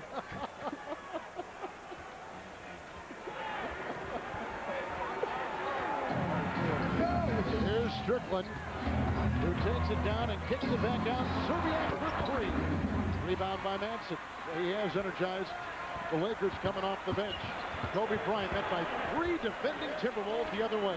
Well, that's respect for what he's capable of doing when he's not hurt, but obviously he's struggling to get inside. Madsen sends a screen, and Fisher hits his 6th three-point shot. He's got a Laker-high 23 points. And that's what you got to do if you're Mark Madsen. If you're not effective and nobody's guarding you, go set screens for the shooters. And the Lakers shooters have got to make those shots. Here's Garnett. The Mad Dog is on. Shot clock at 4. Garnett again. Rebounded by Fisher, who is doing it all and leads the team the other way. We're giving a lot of credit to Madsen. We got to start really giving a lot more to Fisher, because Fisher's definitely the one Laker that's playing like he knows he's in a playoff game. And this is a game where, without Fisher, the Lakers would be dead, because Shaq has only 13 points and Kobe has 14, and both of them are 6 of 18 from the field shooting tonight, as Kevin Garnett was just tagged with his 2nd personal foul. And here's Kobe at the free throw line. And it's the first tomorrow night ESPN Game 3 doubleheader, Detroit, Orlando, Dallas, Portland. And on NBA TV at 10 o'clock Eastern time tomorrow night, Game 3, San Antonio, Phoenix. All the information you need is on NBA.com. America Online, keyword NBA.com. All you people on the East Coast, it's just starting to wake up. It's party time here in LA. Lakers on a 9-2 run. Serbiak, Fox is on him. Serbiak trying to manufacture something, knocked away, and here comes Bryant, knocked away by Strickland, and the Wolves retake it. Now Kobe should have taken off. He could have busted down the corner. They could have hit him long on that play. He's not the same guy tonight for some reason. Boy, I know he's got a chicken wing, but he still can run. But Danny, I mean, he is not the same impressive Kobe Bryant we have seen. He's aggressive. The guy's getting shots up. Not like it's affecting the FGAs. Well, never does for shooters like you as Fisher picks up his 4th personal foul, right, John? Huh? I'm ready to leave that one alone. He can run. He was calling the guy a free safety in the center field. He can't run in this sport. He's got to take the ball with him. So Fisher's got 4, and that is the most of any Laker, and he will leave. Here comes Joe Smith for the first time in a couple games for the Timberwolves, taking the place of Kevin Garnett. Smith still not 100% healthy. He has been battling some injuries, a left knee in particular. If a guy's hurt, you don't want to put him in out there against the Mad Dog. Here's Strickland. Mad Dog with the flash of defense. Jackson. Boy, he has hit that shot right around the circle the entire series. Well, it's a good sign also when the T-Wolves can match the emotions that are in this arena right now. And they just have to keep scoring, and that's what they're having trouble. The Lakers are just having a tough time stopping the Timberwolves. Half court and open court. Shooting 52%. Strickland with a nice deceptive fake, and Pargo bit and sailed by. And Strickland gets it. Oh, here comes Shaq the other way, coming down hard in the lower part of his back. Yeah, that'll make you gasp if you're a Laker fan. Well, I think Joe was trying to make him make the free throws. He wasn't intentionally trying to do it, but he caught Shaq while Shaq was in the air, which is a dangerous play. I think Shaq just came down on him. I agree. I think he slipped. You know, the Laker fans here, and Shaq wants a flagrant foul right here, but Joe Smith just slapped his arm. Yeah. But the thing is, when a body that big drops that hard, man, you all hear it. That is 350 pounds with no cushion. He's got a lot of cushion. Well, I mean, you know. I know what I'm saying. That was an earthquake. That was a California earthquake. We just had right a little there. quake there, about a 3-4 on the Richter. But the big guy hurts also when he hits the floor. John, exactly. Dan never understands something. I understand that. He fell a long way. That had to hurt. 26 seconds, yeah. Well, that's what that indentation is. A little full court by Los Angeles. There's a difference of a second between the game clock and the shot clock, and there are fouls to give neither way right now. Ryan Pargo's got to be careful not to get a silly foul. Just put Strickland on the free throw line. There is Strickland over Shaq. Jackson caught it, puts it up, and is fouled on the play. You know, Flip did a great job of putting Strickland in right now because he's buying times. If you look at Strickland, he's moving slow motion because he's hurt, but look at him negotiate, getting into the lane. You know, he's just so shrewd. He's a great interior pass. He misses this shot, but pulls the defense, which enables Jackson to get the putback. Hansen picks up his second foul. Jackson has come off the bench. As you take a look at Rod Strickland, he's played a wonderful game tonight with 6 points and 7 assists in 11 minutes. And here's Mark Jackson. And John, you touched on this in game 2. Tonight, 6 points in the third quarter, 8 points for the game in a role that they need him to fill. And in every way, he is answering the call. Well, it's no question about it because just what he just did, to follow a shot, put back, to give a physical presence out there. I'm certain he didn't intend to hit Fox, but that's a part of his role, to give that physical presence to his team underneath. Danny, on that note, Minnesota's bench has outscored the Laker bench 22-7. Hey, where's this guy been all year? That's what I keep wanting. I mean, he was sitting on the bench, Mark Jackson, all year long. Pargo for 3, and the Lakers nail their 8th three-point shot. Seconds remaining. Wheeler trying to beat the buzzer and cannot. And so the Lakers show they are alive, yet down by 9 at the end of 3. They've trailed by as many as 13. And Kevin Garnett has put on quite a show here in Hollywood with 25 points. And he is in double figures in rebounding as well. We go to the 4th with Minnesota on top, 80-71 on TNT.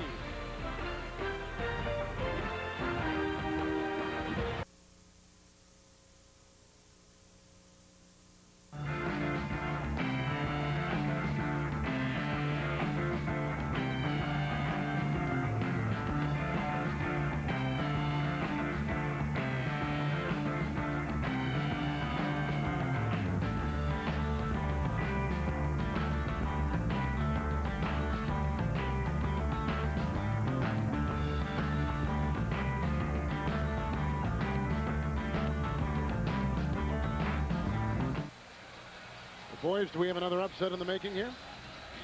I don't like the lineup I see coming out of the Laker huddle right here. This is small ball again. Devin George to the power forward with Mark Madsen at center. And they got Jannero Pargo, Brian Shaw, Kobe Bryant. That's how the Lakers begin the fourth. And an outside pass goes Aaron. Strickland looking for Peeler.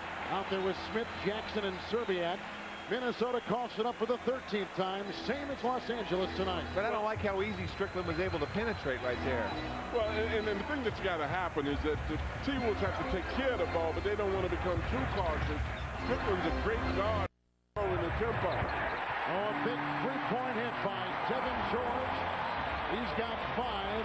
The Lakers have hit 9 three-point shots tonight. Minnesota has hit 3. Okay, I do like that small lineup. If they're going to get out of the triangle and spread the floor and try to take Strickland off the dribble, which is what they did that possession. Joe Smith with a great-looking turnaround, and the Wolves answer at the other end is Joe Smith off the bench moments ago with his first 2. And George can't afford to let a guy post up that low on him in there. A guy even smaller can get that shot off if you let him get that close. Fargo misses everything. Minnesota has led by as many as 13.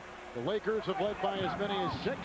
And here comes Rocket Rod Strickland. The Timberwolves are shooting 53% for the game. And Minnesota is going to have to continue to score. They're going to have to continue to answer the Laker runs and their passion on the road.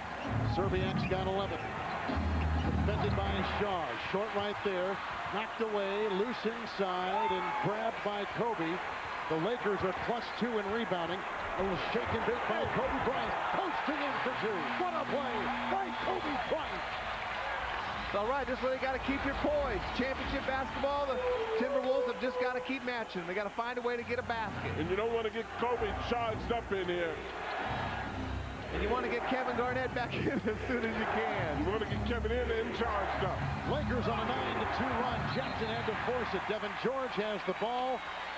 And that is a foul called on Rod Strickland. Where do they put it on Jackson? And this is Kobe shaking and baking. This is one of the first times that you've seen him in this game get loose like this and really do this yo-yo move. He's been very conservative in protecting his arm. And Madsen does a good job right here. Jackson, he does a good job of staying in front of him. Jackson just leans in, tries to get the call, fouls Madsen after the shot. Good call by the official. Jackson picks up the foul. Kevin Garnett back in for Minnesota. Here comes the hard-charging 36-year-old Brian Shaw. Devin George. Kobe Bryant. Nice ball rotation. George for 3. Rebound by Anthony Peeler.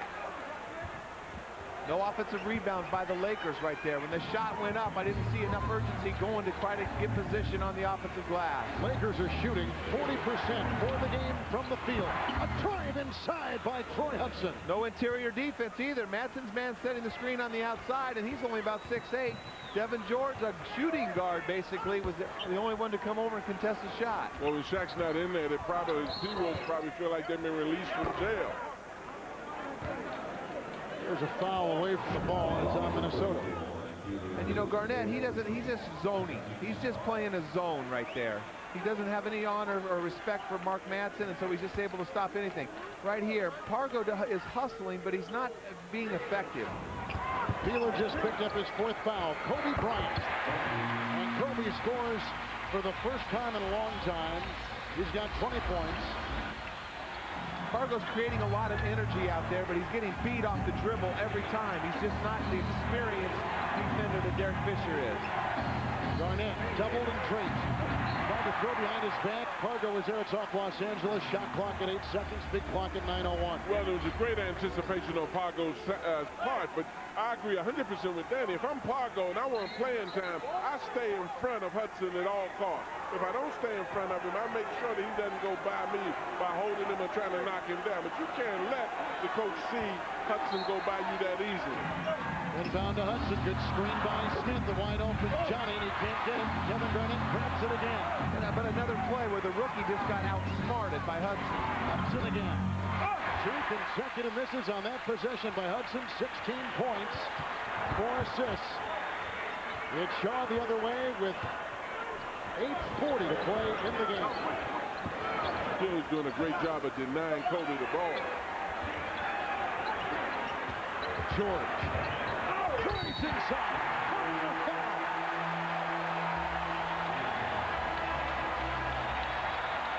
That's 7 points for Devin George off the bench. He was born and raised in Minneapolis, and as a kid followed the Timberwolves.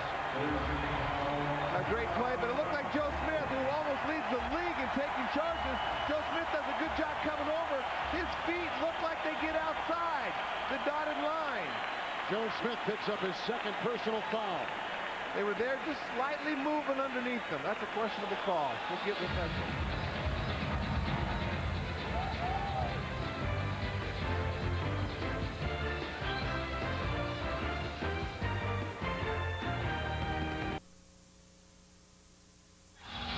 Okay, here we go, guys. Only one shot. Here we go. Come on. Hey, let's pick up our pressure. Here we go. 1, 2, 3. Win. Only one shot. Well, here's what Shaq and Kobe have done in this series and tonight. And as you can see, so far, not matching what they've done in the first 2 games in this best-of-7 first-round slate with the Minnesota Timberwolves. Devin George at the free throw line, 8:30 to play. And the Lakers have come back from 13 down and trail by 4, and they could cut it more with George here. That was a fortunate call. I can't say it was a horrible call. It was fortunate. It was close. Joe Smith might have been moving, but he was definitely outside the dotted line. Big play for the Lakers. Garnett's got 25 and 12 rebounds to lead Minnesota. 23 for Fisher, 20 for Bryant, 14 for Shaq. Here's Hudson. Moving on the rookie Fargo, lobbing inside, looking for Nesterovic, and a bad pass intercepted by George. Fargo can't guard Hudson. He just can't stay in front of him. He's not smart enough, or experienced enough, I should say. Inside the Shaq, double team. Oh, he got it. He pulls the trigger, and somehow, someway, it goes in. He's got 16. And they had him covered inside. Again, Minnesota's got to be careful. Good defense, though. Garnett comes over. Perfect trap right there. Not a lot of room to get that shot off. That's a miracle shot. They don't have a problem if he doesn't make the shot and he goes to the free throw line on that kind of play. Garnett's got 3 fouls, and Shaq John completes the 3-point play. Well, that's the danger of a guy like Shaq, and therein lies his value, because he can erase problems by 1 basket, 2 baskets. He doesn't have to make a bushel, just make the right baskets at the right time. Los Angeles on a 12-4 run to start the 4th quarter. Garnett triple team. Wide open, Hudson for 3. Good! Troy Hudson buries a triple, and he's got 19 for the game. I kind of like the gamble. Pargo almost had the steal. He gambled and came backdoor on Kevin Garnett in the post, but he didn't, and Hudson made him pay. And that's what Minnesota has to keep doing. They got to anticipate this kind of run, but they got to keep scoring. Shaq. And O'Neal's warming up with 19 himself. I tell you, Minnesota's got to get some attention to Shaq now. If he puts it on the floor, you got to snap back. Maybe don't go on the pass, but you got to go on the dribble. 14 fouls for Minnesota. Lakers are yet to commit a foul. And Garnett blocking inside on George. And a foul. And it's on Kevin Garnett as he tries to create inside. He's got 4 personal fouls for the game. Holy cow. That surprises Flip Saunders. I can't say what Flip Saunders said, but I agree with him 100%. Yeah. Read his lips. I know what he said.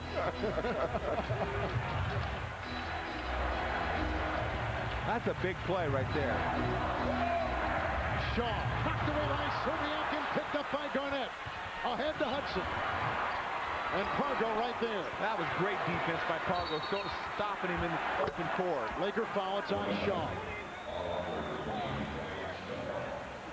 He's got 2. Pargo has the quickness.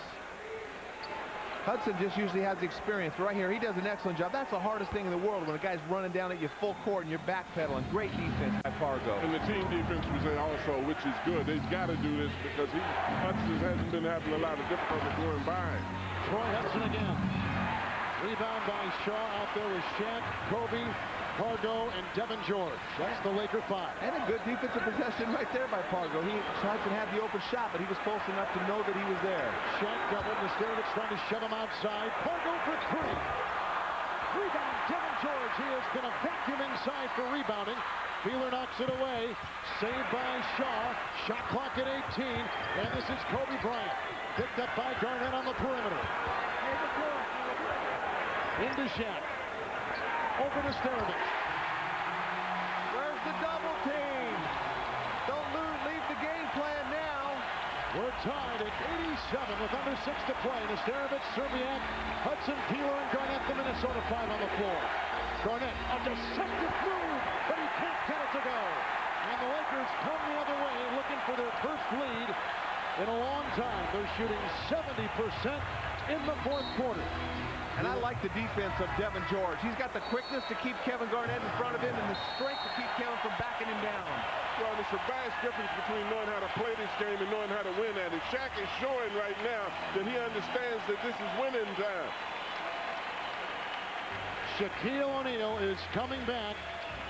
And with his play, we open the broadcast by saying when the Lakers are in trouble, they go inside to Shaquille O'Neal. And they've done it again tonight. And that's a key point, Kevin, too, because it doesn't matter about the quantity. It's the quality of baskets that he's making in this ball game. Caught my eye. Thanks, Kevin. Great week of playoffs. Thanks catching my eye. Somebody please, please break the playoff curse hanging over Jamal Mashburn and the Hornets. Fewer minutes during the regular season are resulting in a fresher Steve Nash this playoffs. McGrady is unreal, but where are the other Magic? Come on, G-Men. Boston's defense has been stifling, holding the Pacers to 6 of the first 32 shots. Rodney, make the free throws. Does this remind you of the Robert Horry shot last year? Big shot. He's the only guy sleeping inside this building right now because the Lakers have come back from 13 down to tie the game at 87. Well, the interesting thing about it, both Kobe and Shaq have stepped up for the moment. And that's great because they realize it's winning time going on right now. It's George looking for Shaq, guarded by Nesterovic. Where's the double? Garnett's kind of there. Fox cleans it up. Garnett volleyballs it away. And a foul on Minnesota inside, and Kevin Garnett picks it up for the Timberwolves. He's got 5. Well, Kevin's picked up 2 questionable fouls in the last couple minutes here. Fouls he's not really happy with, and I don't blame him. So now the Lakers, who have not led since a minute remained in the first quarter when they were up 24-22, have a chance to take a lead, and Rick Fox could do the damage. Right here, Garnett, who's he fouling? Who's he fouling? Wow. You got to be kidding me. This is the playoffs, fourth quarter. Players make mistakes. Officials make mistakes. You can't make that mistake. You got to see a foul before you call it. It's a 2-point Los Angeles lead with 5.5 to play. Good offensive rebound by Rick Fox right there, though. Los Angeles has outscored Minnesota 18-7 in this fourth quarter. Foul away from the ball. It's on L.A. And Devin George. He's got 2. And Robert Horry has to come out of the game midway through the third quarter, and he hasn't been put back in. He might not be asking for that oxygen next game. Well, you know, and sometimes when a player realizes he's not playing the way he ought to be playing, it's a good thing to say that, you know, I want to come out. But you're absolutely correct. You're giving somebody else an opportunity, too. But I think Horry is experienced enough, though, Kevin, to know how he's playing. Oh, and he's happy. I mean, Devin George is playing good. Madsen came in and gave him a good look. He's all right with that. They're checking the clock. It's okay. Nesterovic. And into Garnett. Working on George. And this for the top. Rebound by Shaquille O'Neal, who's grabbed 14 rebounds, has 21 points. Garnett has missed his last 6 shots for the Timberwolves. And he didn't even recognize the double team coming that time. He caught him off guard because they haven't been double teaming him the whole game. Shaq is fouled again. The big fella is awake. And he gets shaken into that state in the fourth quarter, just in time to rescue his champion Lakers. It goes on Nesterovic, who has 4. And here is Shaq, who is 3 of 6 from the free throw line tonight. The Lakers as a team, 10 of 19. Minnesota, 11 of 12. Shaq's getting an awful lot of time once he catches that ball in that post to make his offensive maneuver. certainly they fouled him, which probably they should do at this point. But if they give him that much time, he's going to score a bunch of points in these next 4 minutes. Fisher's got 23, O'Neal's got 21, and Kobe's got 20, and the Lakers lead by 2. Spectacular finishes presented by Armor All White.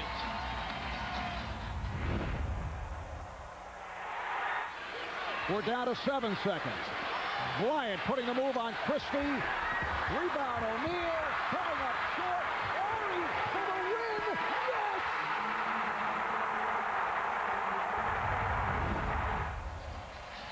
Big time shot by Big Shot Rob.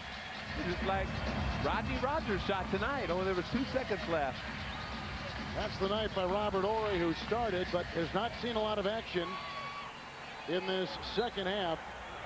Lakers at the line again. Minnesota had 10 first half free throw attempts. They've had 2 in the second half.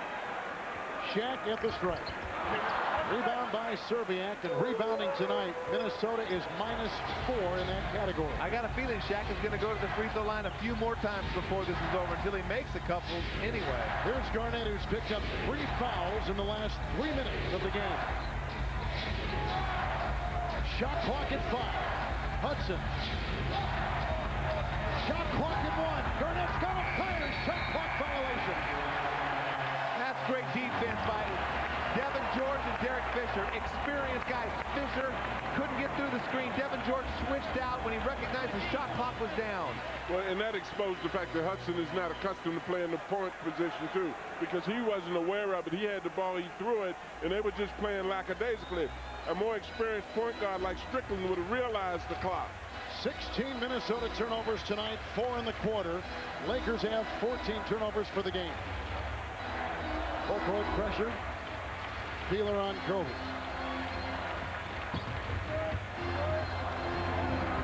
George's screen, and Garnett picks him right up. They tremble. Kobe down the lane and takes off, and Garnett is there with the defense and the loose ball.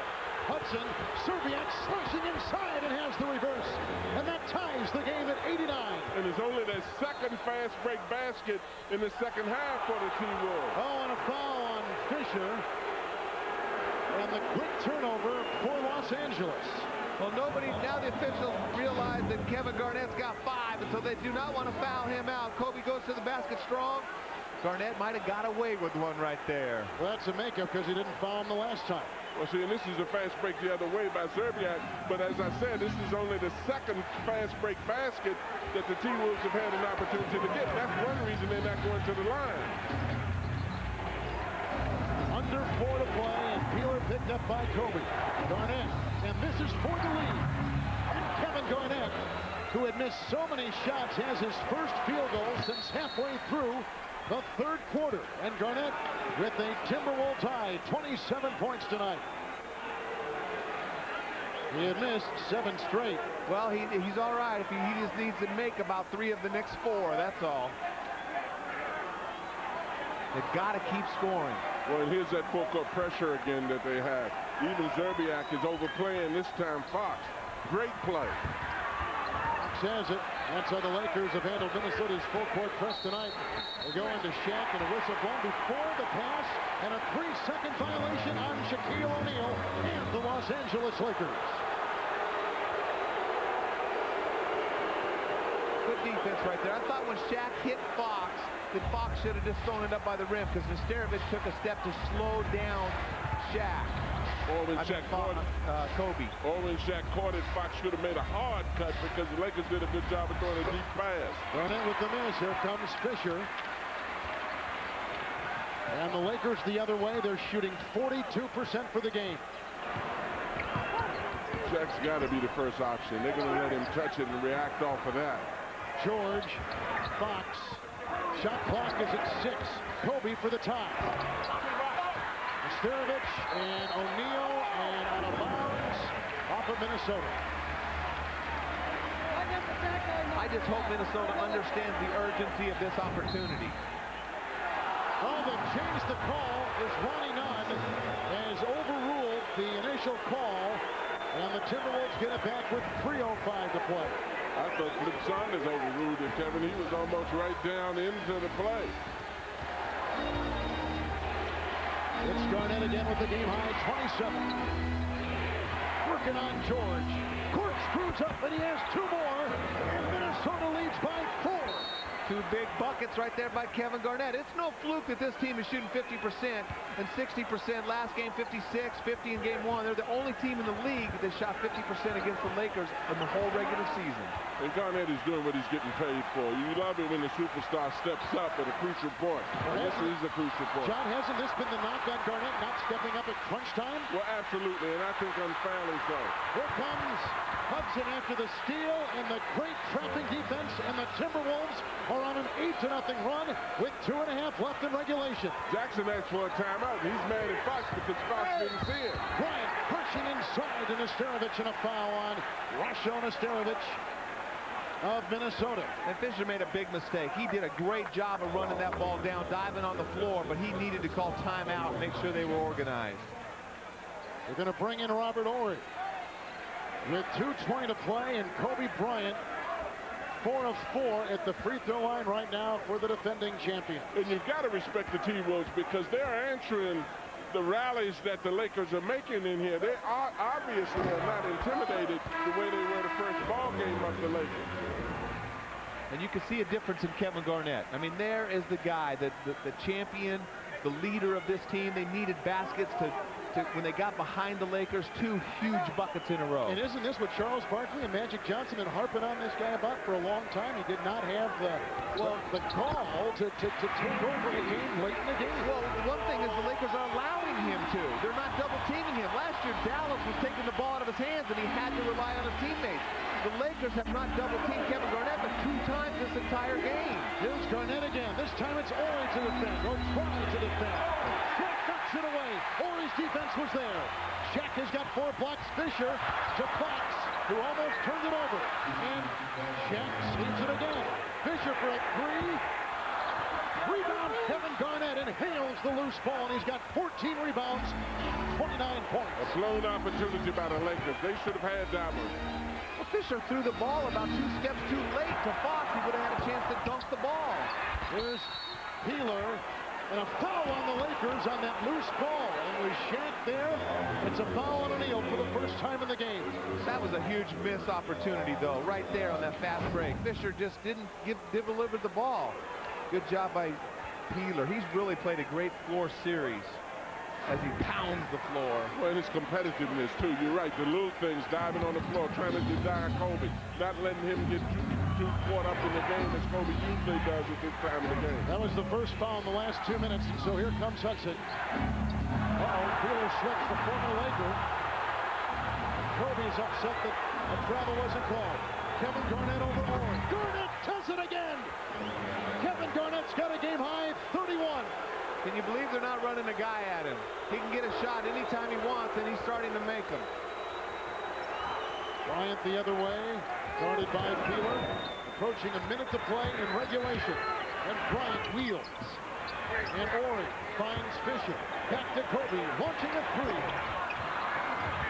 Inside, Fox gets the ball, tosses it back in. Big basket right there. The Lakers are playing with a lot of urgency. The problem is, again, they can't stop the Timberwolves. What are they going to do to stop Kevin Garnett? Only his 11th 30-point game this entire year, but back-to-back games, and he scored all the big baskets for him. He scored Minnesota's last 6 points. Well, and he scored them from everywhere, inside, outside. He's a hard match, particularly when you have to go outside. Here comes Fisher. Danny, are the Timberwolves using enough clock as they go inside the shot? Yeah, you got to keep attacking. You can't use it all yet. They're not forcing bad shots. They're taking good shots. You know, we said Kevin had to make 3 of his last 4. Well, he's 3 of his last 5. But right here, it's just one-on-one basketball. He's getting the shot anytime he wants. You know, again, those guys were criticizing him. If he gets double-teamed, he obviously has to get that ball, and somebody else is going to have to make it. Well, Shaq missing right there. And right now, Kevin's just such a hard matchup, particularly when he's going well, because you're talking about a guy who can go inside, can go outside. He's got a lot of mobility, and he's high above traps in a lot of instances. Right here, he steps through, does a good move, but Shaq alert, weak side coming over. No defense for the step back. And Kevin Garnett is carrying the Timberwolves.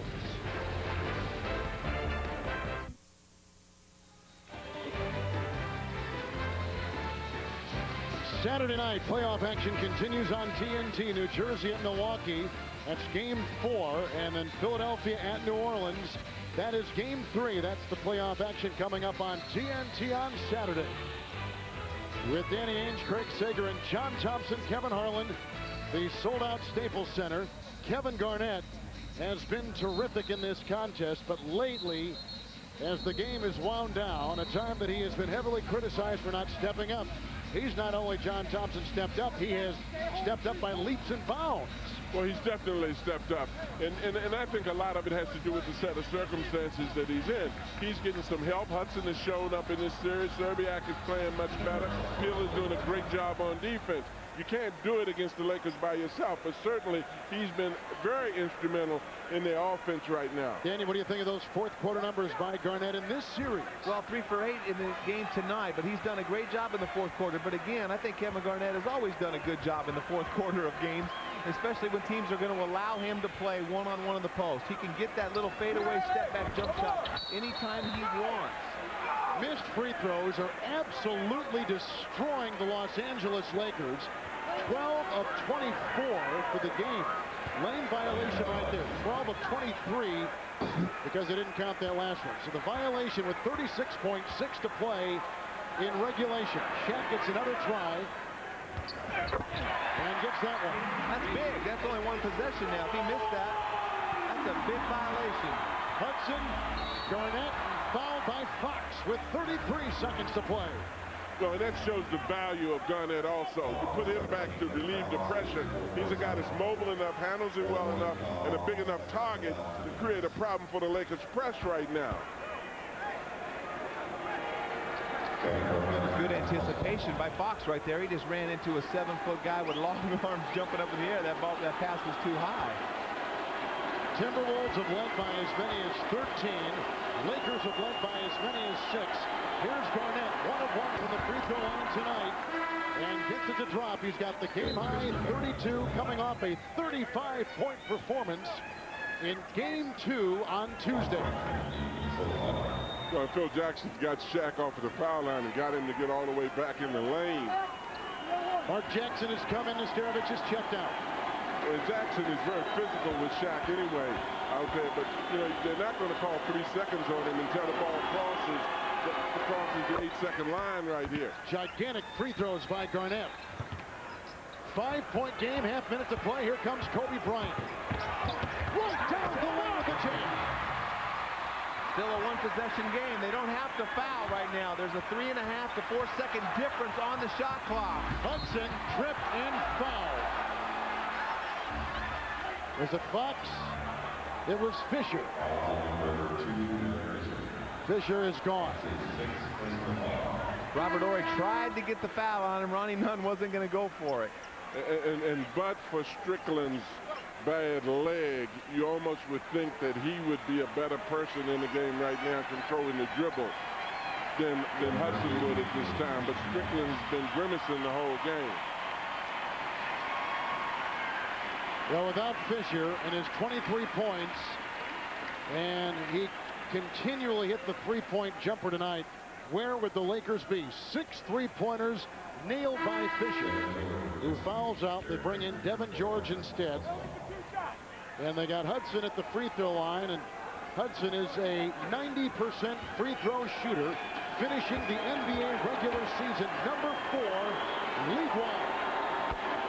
And a lot of respect goes out to this young man and how he's playing and showed up in the playoffs and then playing so aggressively against a team with the reputation of the Lakers.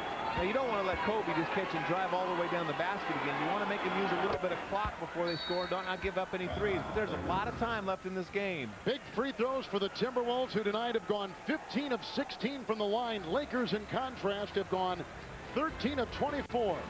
We're on the brink of perhaps the biggest win in the history of the Timberwolves franchise in this playoff series with the defending champion Lakers. They lead by 5 with under 23 seconds to play.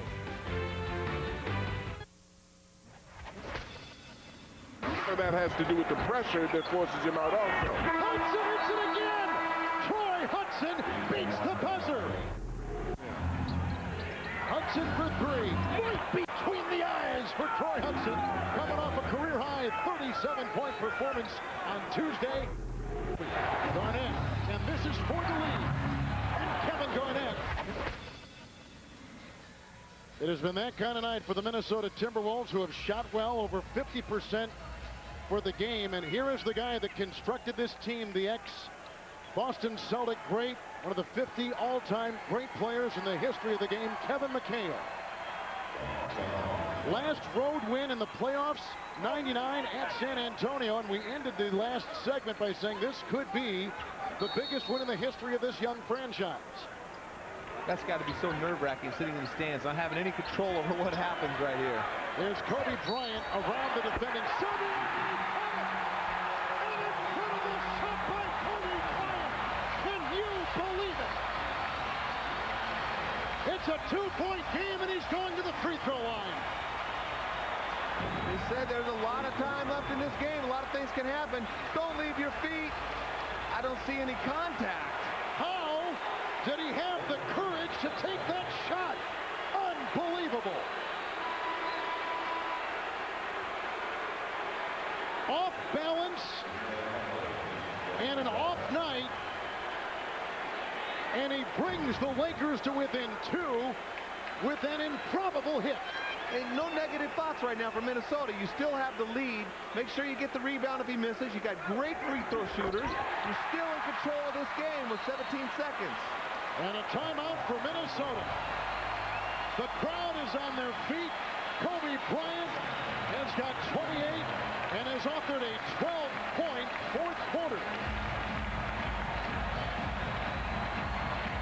Unbelievable.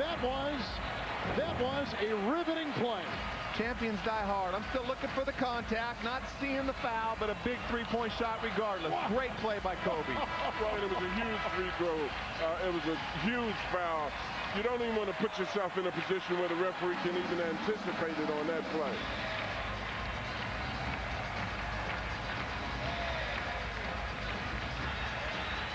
Oh, he's dying right now. Oh.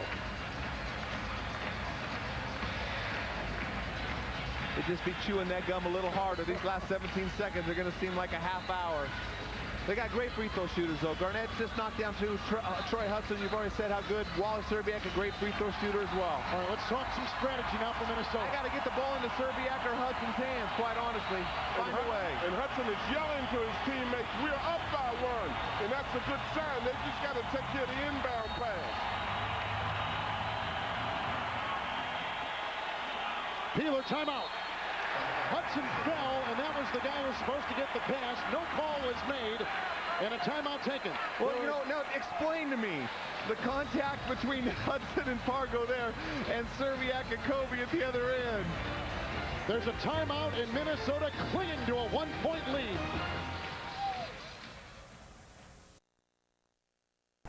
It happens. Therefore, I never leave a game now. That is drama.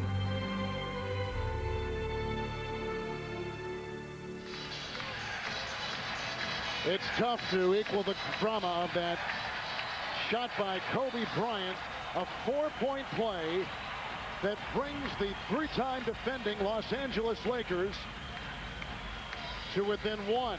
Minnesota led with 23 seconds to play, 101-96. All right, take us to that timeout by Minnesota. Well, the most important man on the floor right now is Anthony Peeler. He's got to get the ball inbounds. He can't violate by moving, but he's got to get it to somebody. Somebody's got to receive it. Hudson can't afford the ball on the floor. Get the ball inbound. No fouls to give either way. And again, Peeler looking for someone. Finds Serbiak, but he stepped out of bounds. The defense by Rick Parks. Troy Hudson was wide open. He's the best free throw shooter in the playoffs. And that's what I was talking about. The inbounder is the most important person in a crucial situation like that. But still, there's more contact on Wally Serbiak on that play than there was on the shot by Kobe. Right here, Peeler's not even looking at Troy Hudson. Right there, Fox had a hold of Serbiak's jersey, throwing him off balance. Again, the inbounder becomes very significant. Watch Ori coming up, but he's got an agile Garnett on him. Shot clock is off, 17.7 to play. Kobe is the guy you want to put it in his hands if you can. And Minnesota has no timeouts left if they do score here. Kobe Bryant inside for the lead. And a foul. He'll go to the free throw line with 12.1 to play. And they got to get organized right here. Hudson's got to get the team together. Tell them what they got planned. What sort of play they're going to run. Nesterovic draws the foul, and he fouls out of the game for Minnesota. I don't see any communication going on here. There's no talking going on for Minnesota. Well, you're absolutely correct. And they're playing too well right now to not understand that they can still win this ball game. They've got to be smart right now and keep their focus the way they have been doing in the last two games. Bryant is 7 of 7 from the free throw line tonight. He's got a Laker high 28 points. This is ridiculous. This is tragic what's happening right now. He can tie it here. You know, he short-armed the last one. He hit the front rim and barely creeped over the top right there. Just a little bit of a short arm on that shot. Lakers horrible from the free throw line tonight. 14 of 26. Now Minnesota's got to be feeling great right now. He'd probably make this free throw. You got 12 seconds. You'd make sure you take the last shot. Bryant again. That ties it at 101. The inbounder again is very important. Out of bounds, 11.7 seconds. Now Pargo's got to make sure you don't create any silly fouls right here. Make them earn the basket. Minnesota has no timeouts. It's Serbiak. Hudson.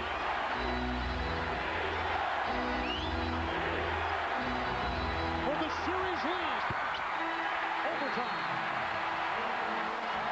Why is the ball not in Kevin Garnett's hands, causing a double team? I didn't like the fact that there was no communication going on during the free throw, the whole possession.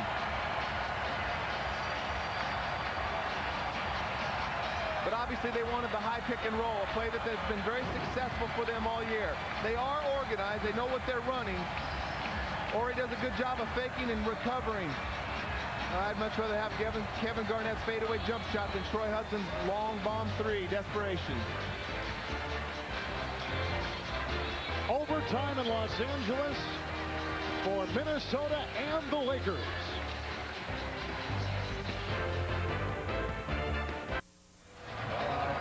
There have been a lot of dramatic moments in the storied franchise history of the Los Angeles Lakers. We saw one towards the end of regulation, a 4-point play by Kobe Bryant. I was standing next to this man whose pulse was off the board. Magic, what was going through your mind as you're pacing all over? I was going crazy. I tell you, is this only the third game of this series? This is unbelievable. It's just two great teams going at it.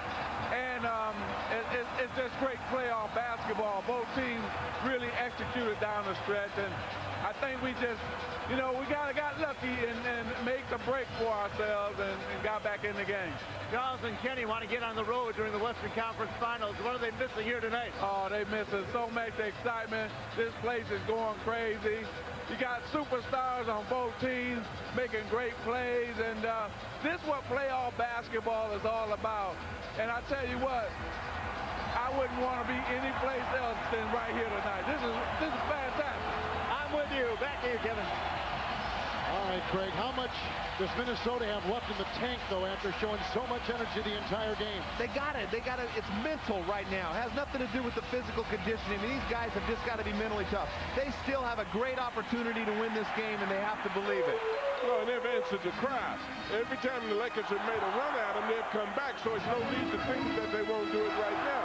I'm really interested to see the Pargo being in here now. Garnett is gone. That's bad news. Kevin Garnett just fouls out of the game for Minnesota. And a great play by Robert Horry, drawing that contact, baiting Kevin Garnett into that foul. Horry did a great job of flopping, getting the call. And Garnett's calling them together. He yelled at him, hey, come here.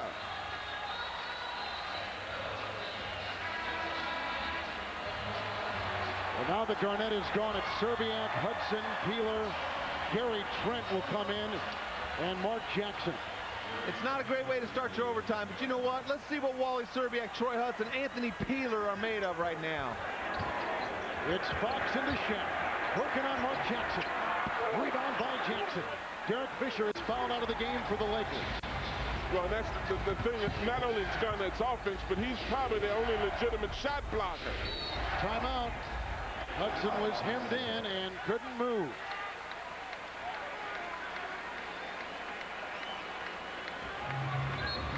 Now let's check that Timberwolves pulse without their superstar.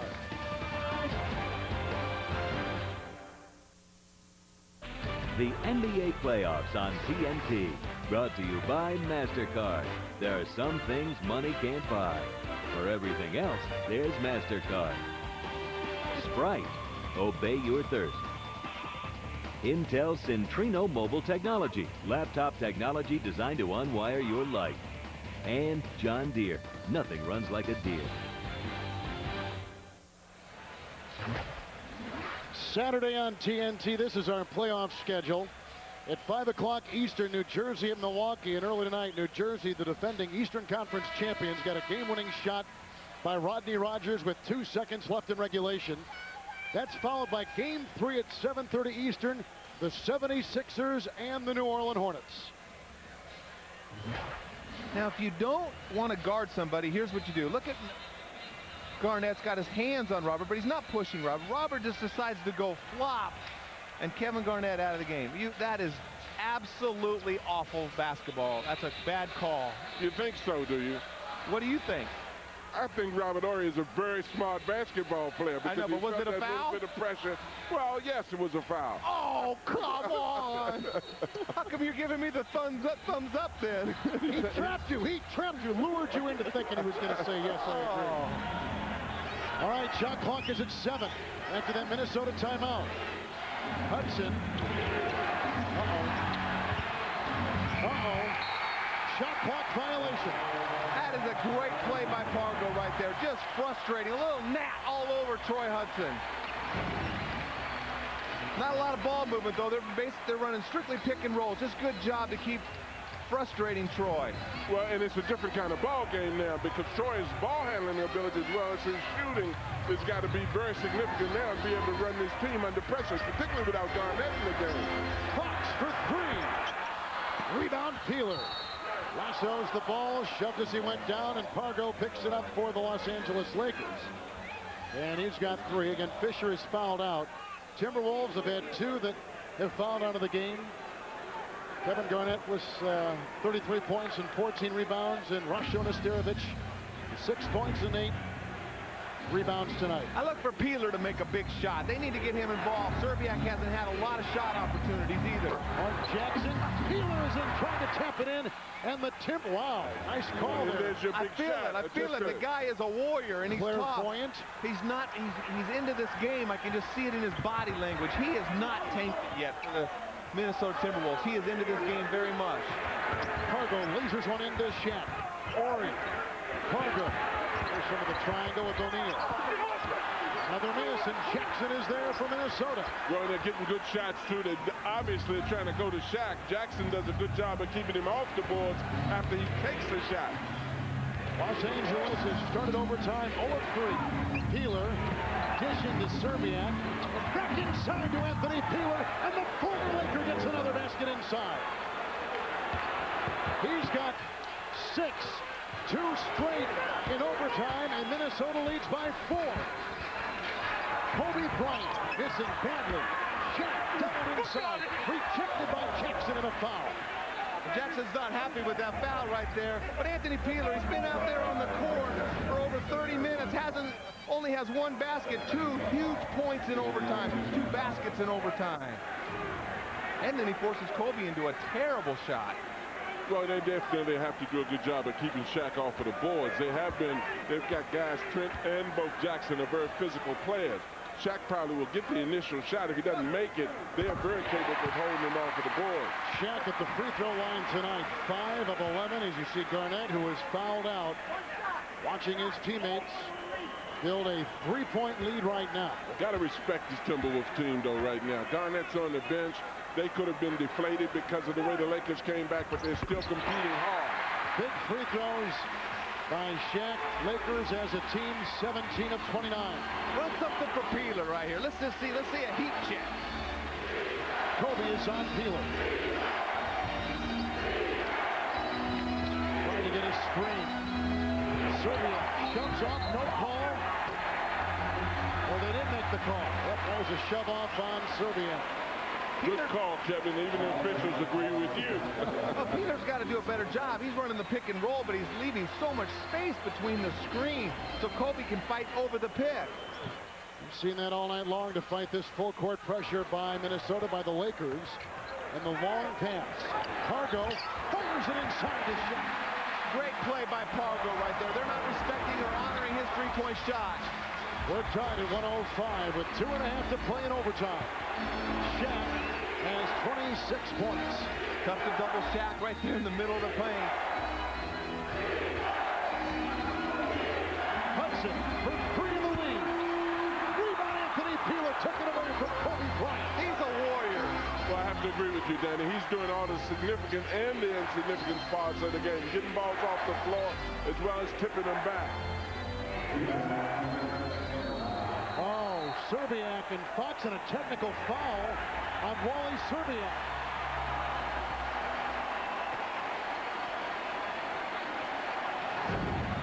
See if he threw an elbow in here.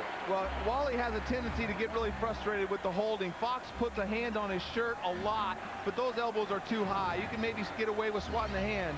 And it's the retaliation foul again. The official always sees the second foul. Fox is cute, so is Ori with that. They'll hold you and then they'll flop, and that's why they're experienced pros. Fox picks up the personal foul. He's got 5, and the tee, you know, is on Serbia. I actually talked with Rick Fox before game 2, and Rick Fox had asked him how he was going to defend Wally Serbiak, and he said that Wally Serbiak, when he gets really frustrated, starts swinging the elbows high. Rick Fox knew that, and with already a bloody nose, he was trying hard to protect that face. 29 for Kobe Bryant. Lakers have a 1-point lead with 1:59 to play in overtime. It's easy to see the elbow. Sometimes, look at Wally's shirt. Sometimes it's hard to see the shirt being grabbed. Wally got pushed out of bounds on that crucial out-of-bounds play in regulation. Fox is a guy that uses his hands real well, and he's strong, and I'm sure Wally's very frustrated. Well, Wally can't afford to get frustrated right now because Garnett's on the bench, and not as much as Peeler stepped up. You got to look for Wally to become a part of this offense more than he has been. Hudson. Serbia. Rejected by Robert. Holy swats it down, throws deep inside the Staples Center. Great play by Ori, great rotation. A lot of urgency on the Laker defense right now. But there's a little confusion out there without Kevin Garnett on the court. Who is going to step up for the Wolves? We know who's stepping up for Los Angeles. Kobe Bryant and Robert Ori. Timeout Minnesota with 1:49 left in OT.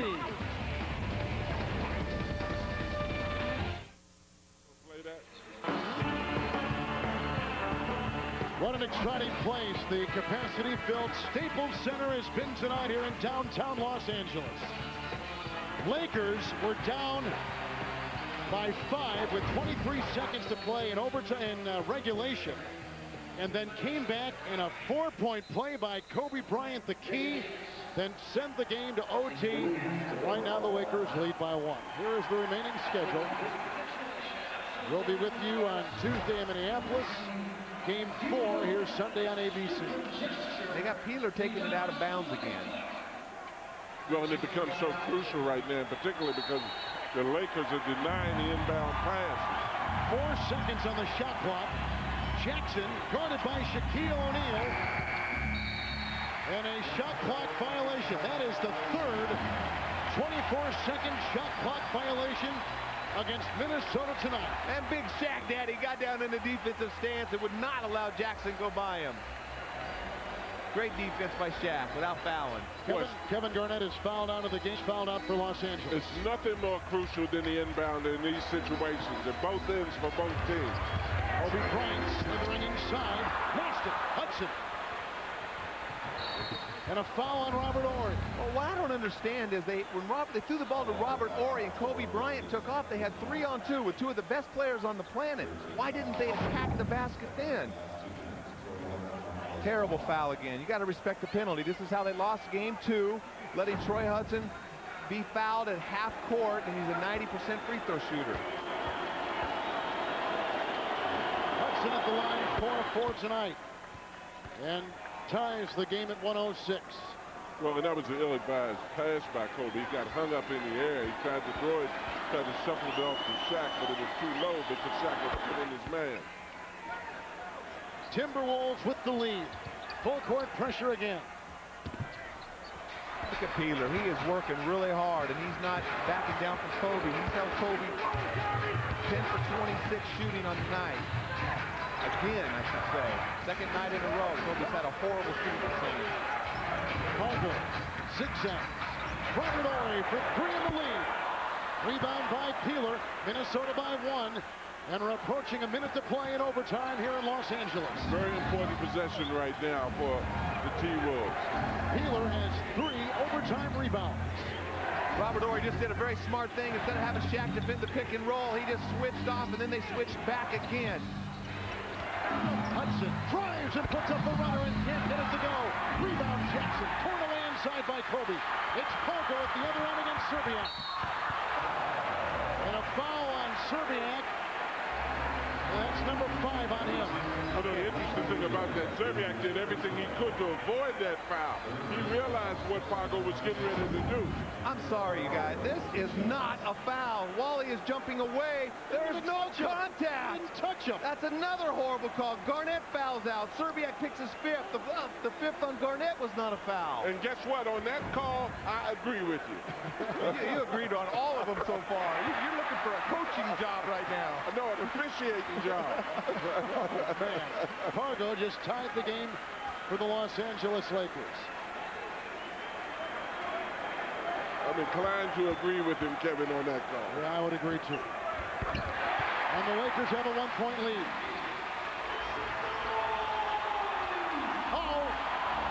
Bad pass, saved by Trent. Only got 8 seconds to get it across. That's a new rule. Here's Hudson. Hudson's using a lot of energy to get that ball down. Now he's got 12 seconds to run the offense. Hudson. This is for the lead. Rejected by Shaquille O'Neal. Flip Saunders only has 1 timeout left. Shot clock is at 3. And 26 seconds to play in overtime. And therein lies the value of a player like Jack. He can bail you out defensively and offensively. Serbiak, Trent for the lead. And he was fouled as he took the shot by Los Angeles. Great play right there. Great play by Trent, getting Kobe up in the air. Kobe Bryant picks up his first foul of the game. Robert Horry goes right by him. Pump fake right there. Kobe jumps in. You know, finish the statement. Kobe did not touch him. No, there was contact on the elbow, but I thought that Trent initiated the contact, but still Kobe left his feet. Well, one thing for sure, the officials are consistent, Kevin. Trent is a 59% free throw shooter and ties the game at 108. What a big play right there. This is a huge free throw, obviously. And Kevin Garnett's girlfriend right there. Kevin is on the bench, fouled out. Somebody in the box out to shoot it. And it's a 1-point Minnesota lead. Minnesota has made 14 consecutive free throws. And they lead in overtime with 24 seconds to play. How can that be a foul right there? I have no understanding. Didn't touch him. Timeout.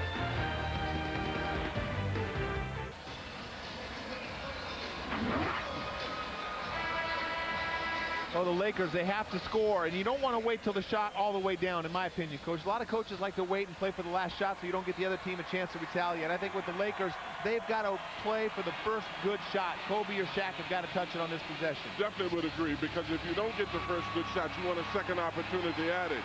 You don't want to rush it, you don't want to force it, but you definitely don't want to burn the clock out at this point. Obviously, the first option would be to take a look at Shaq. Shaq or Brian are going to take this shot. This is interesting right here. They're going to use the whole court. They can move the ball up to the hash mark on the other side, but maybe they do want to use more clock. And also, the center fielder is now doubling on Shaq as opposed to trying to deny the guards. All Fox has to do is move out of the way, and it can be a lob. They better watch out for Kobe. He does not like to pass in these situations. Kobe Bryant inside and for the lead. Rebound by Jackson. And fouled with Minnesota leading by 1. The Lakers in overtime, 1 of 7 from the field. The foul's on Fox, and he is gone. Well, good job right there. There's a little bit of contact on the elbow, the same that Kobe got Serbiak on the time before. I'm sorry, Gary Trent. And the key to it was that Jackson made a great play in going to the offensive board. He and Trent both are so physical in there that at least if they don't have the length on Shaq, they're physical enough to hold him out a little bit and to fight the boards. Big free throws right here by Jackson. Jackson is 1 of 1. Minnesota is 19 of 20 as a team. Jackson, who has been huge in this series for the Timberwolves, has a great opportunity in front of him right now. And that makes it a 2-point lead with 11.6 to play. The only blessing, if there can be a blessing with Kevin Garnett being out, is that you had bigger bodies on that offensive rebound under the boards that time for the T-Wolves. 3-point game timeout by Los Angeles. Now the Lakers have 1 left, and Minnesota has a timeout left in the game. What about those free throws right there? Didn't even touch the net. Timberwolves with a 3-point overtime lead. 11 seconds to play.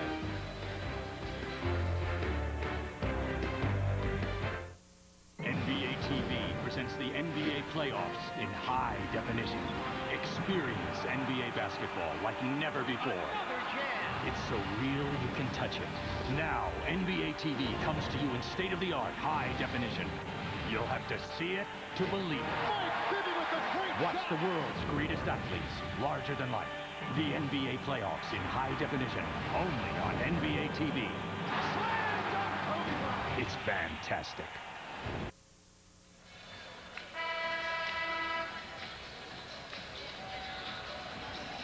111-108 Minnesota with a 3-point overtime lead, but we've been here before.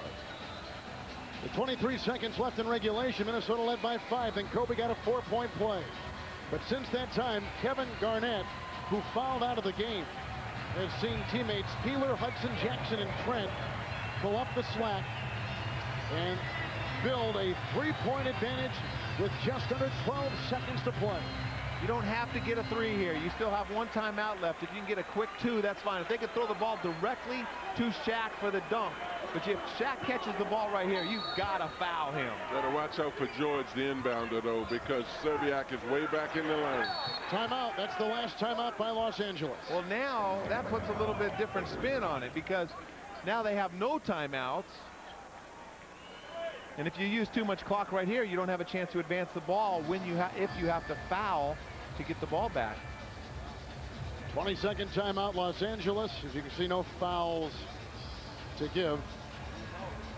10 of 25, Los Angeles shooting 3-point shots tonight. Wolves have led by as many as 13. Lakers have led by as many as 6. The series is tied at 1 apiece. Yep, that's what they want, Jack. They'd like it 3 to tie it. 4 lead changes in the final 2 minutes of overtime.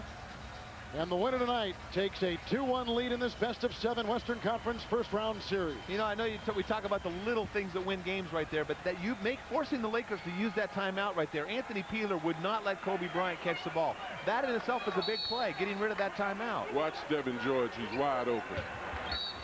And a foul before Ori could launch the shot. Great play, great strategy. You do not want to let them get a three-point shot. When Shaq catches it out there, good foul, good strategy by Flip Saunders. Great execution, too. Mark Jackson picks it up, Danny, and this will be Shaquille O'Neal at the free throw line, 6 of 12 tonight. Lakers have missed 12 free throws on the evening, 20 of 32. And why that is a good play, because Minnesota has a great free throw shooting team. And if Shaq does make both of these, plus you take Shaq off of the lane where he can't get that offensive rebound. But if he makes this, another thing that has to happen is Minnesota has to be able to get it inbounds. They've got to get it to someone. But they have a timeout remaining, and they can advance the ball to half court. Los Angeles in overtime from the line, 6 of 6, but they clank one there from Shaq. And off of Los Angeles, it goes to Minnesota with 8 and 9/10 seconds remaining in the game in overtime. Got to get the ball to Troy Hudson and Wally Serbiak. They got to work hard to get a catch. It's Trent. Jackson fouled immediately by Ori. Oh, and Jackson took a headbutt from Robert Ori. And Ori's got 3 and 7.3 seconds remaining in overtime. That's to make the free throws a little more blurry. Yeah. You know, put some... Otto Jackson was awful good looking at the free throw line just seconds ago for Minnesota. Didn't even ripple the net. No. Well, and he's done a heck of a job doing a lot of the intangible things, and then a heck of a job. Don't underestimate the significance of getting open to get that ball. Minnesota, like Los Angeles moments ago, 6 of 6 in overtime free throw shooting. Now, if Jackson makes both of them, then they have the game under control. Game is over. If Jackson only makes one, if he misses this shot now, I like the same thing. As they come across half court, I like fouling, especially if they throw it long to Shaq, as he said no. Jackson is at 4 consecutive free throws. He's got 12 points for the game. This is huge. This is a ball game right here.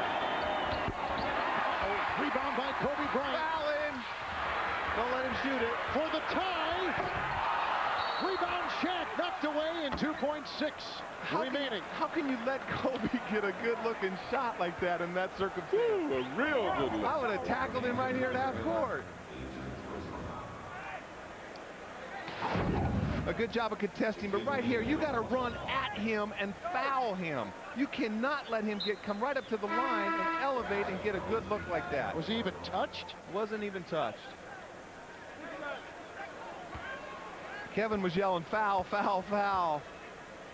So here's Shaq again at the free throw line. Now Shaq has to miss. Oh, he has to miss for sure now. They got to miss it and tip it out for a 3 is their only hope. And a box out is very important right now. And it's going to be a physical. It's going to be a physical possession right here. Shaq tried to miss it. That's amazing. He tried to make it, made it, missed it, tried to miss it, made it.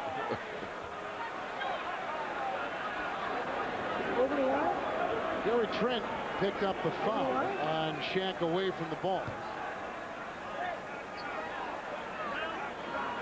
2.6 on the overtime clock. Minnesota by 2. And the Timberwolves burn their last timeout. The Timberwolves, all they have to do to win this game is inbound it. Get it in. Get it into anybody. Timberwolves are 2.5 seconds away from the biggest win, perhaps, in the history of their franchise.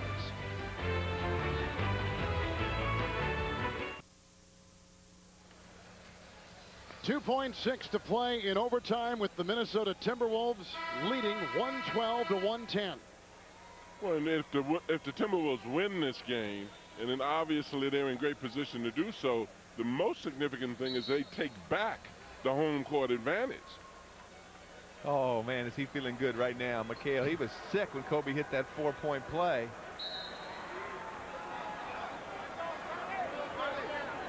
He's going to be sick if they can't inbound this ball right now. They'll inbound it. And doing it without Kevin Garnett in overtime for the majority of overtime.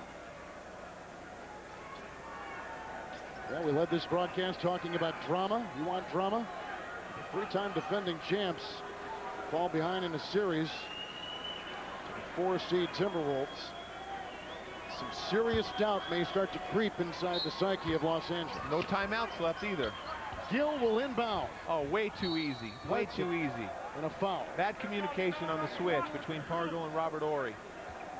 That's 4 on Robert Horry.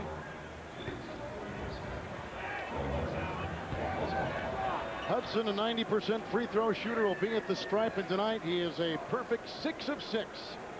What a great series this kid's had, though. 37 last night, 25 points again tonight, creating all sorts of problems.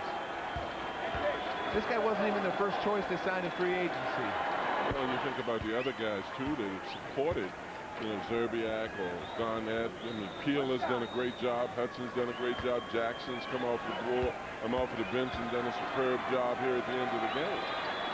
And that's the dagger right there. It's a 4-point Minnesota lead. And Shaq rebounded by Gill, and Minnesota has just authored their most important win in franchise history. And they've won 2 straight over the defending champion Los Angeles Lakers to take a 2-1 lead in this best-of-7 Western Conference first-round series. And they regain home court advantage in the series with Los Angeles. And that's extremely significant in this. Next game will indeed be crucial. Let's go over to Craig Sager with our Gatorade Player of the Game. Well, Kevin, a picture's worth 1,000 words. We saw the anguish on your face, but in your words, what was going through your mind after you picked up the foul and sitting there in the overtime? You know, I tell you what, yeah, I didn't even know I had 5 fouls. It was so crazy. I came to the side.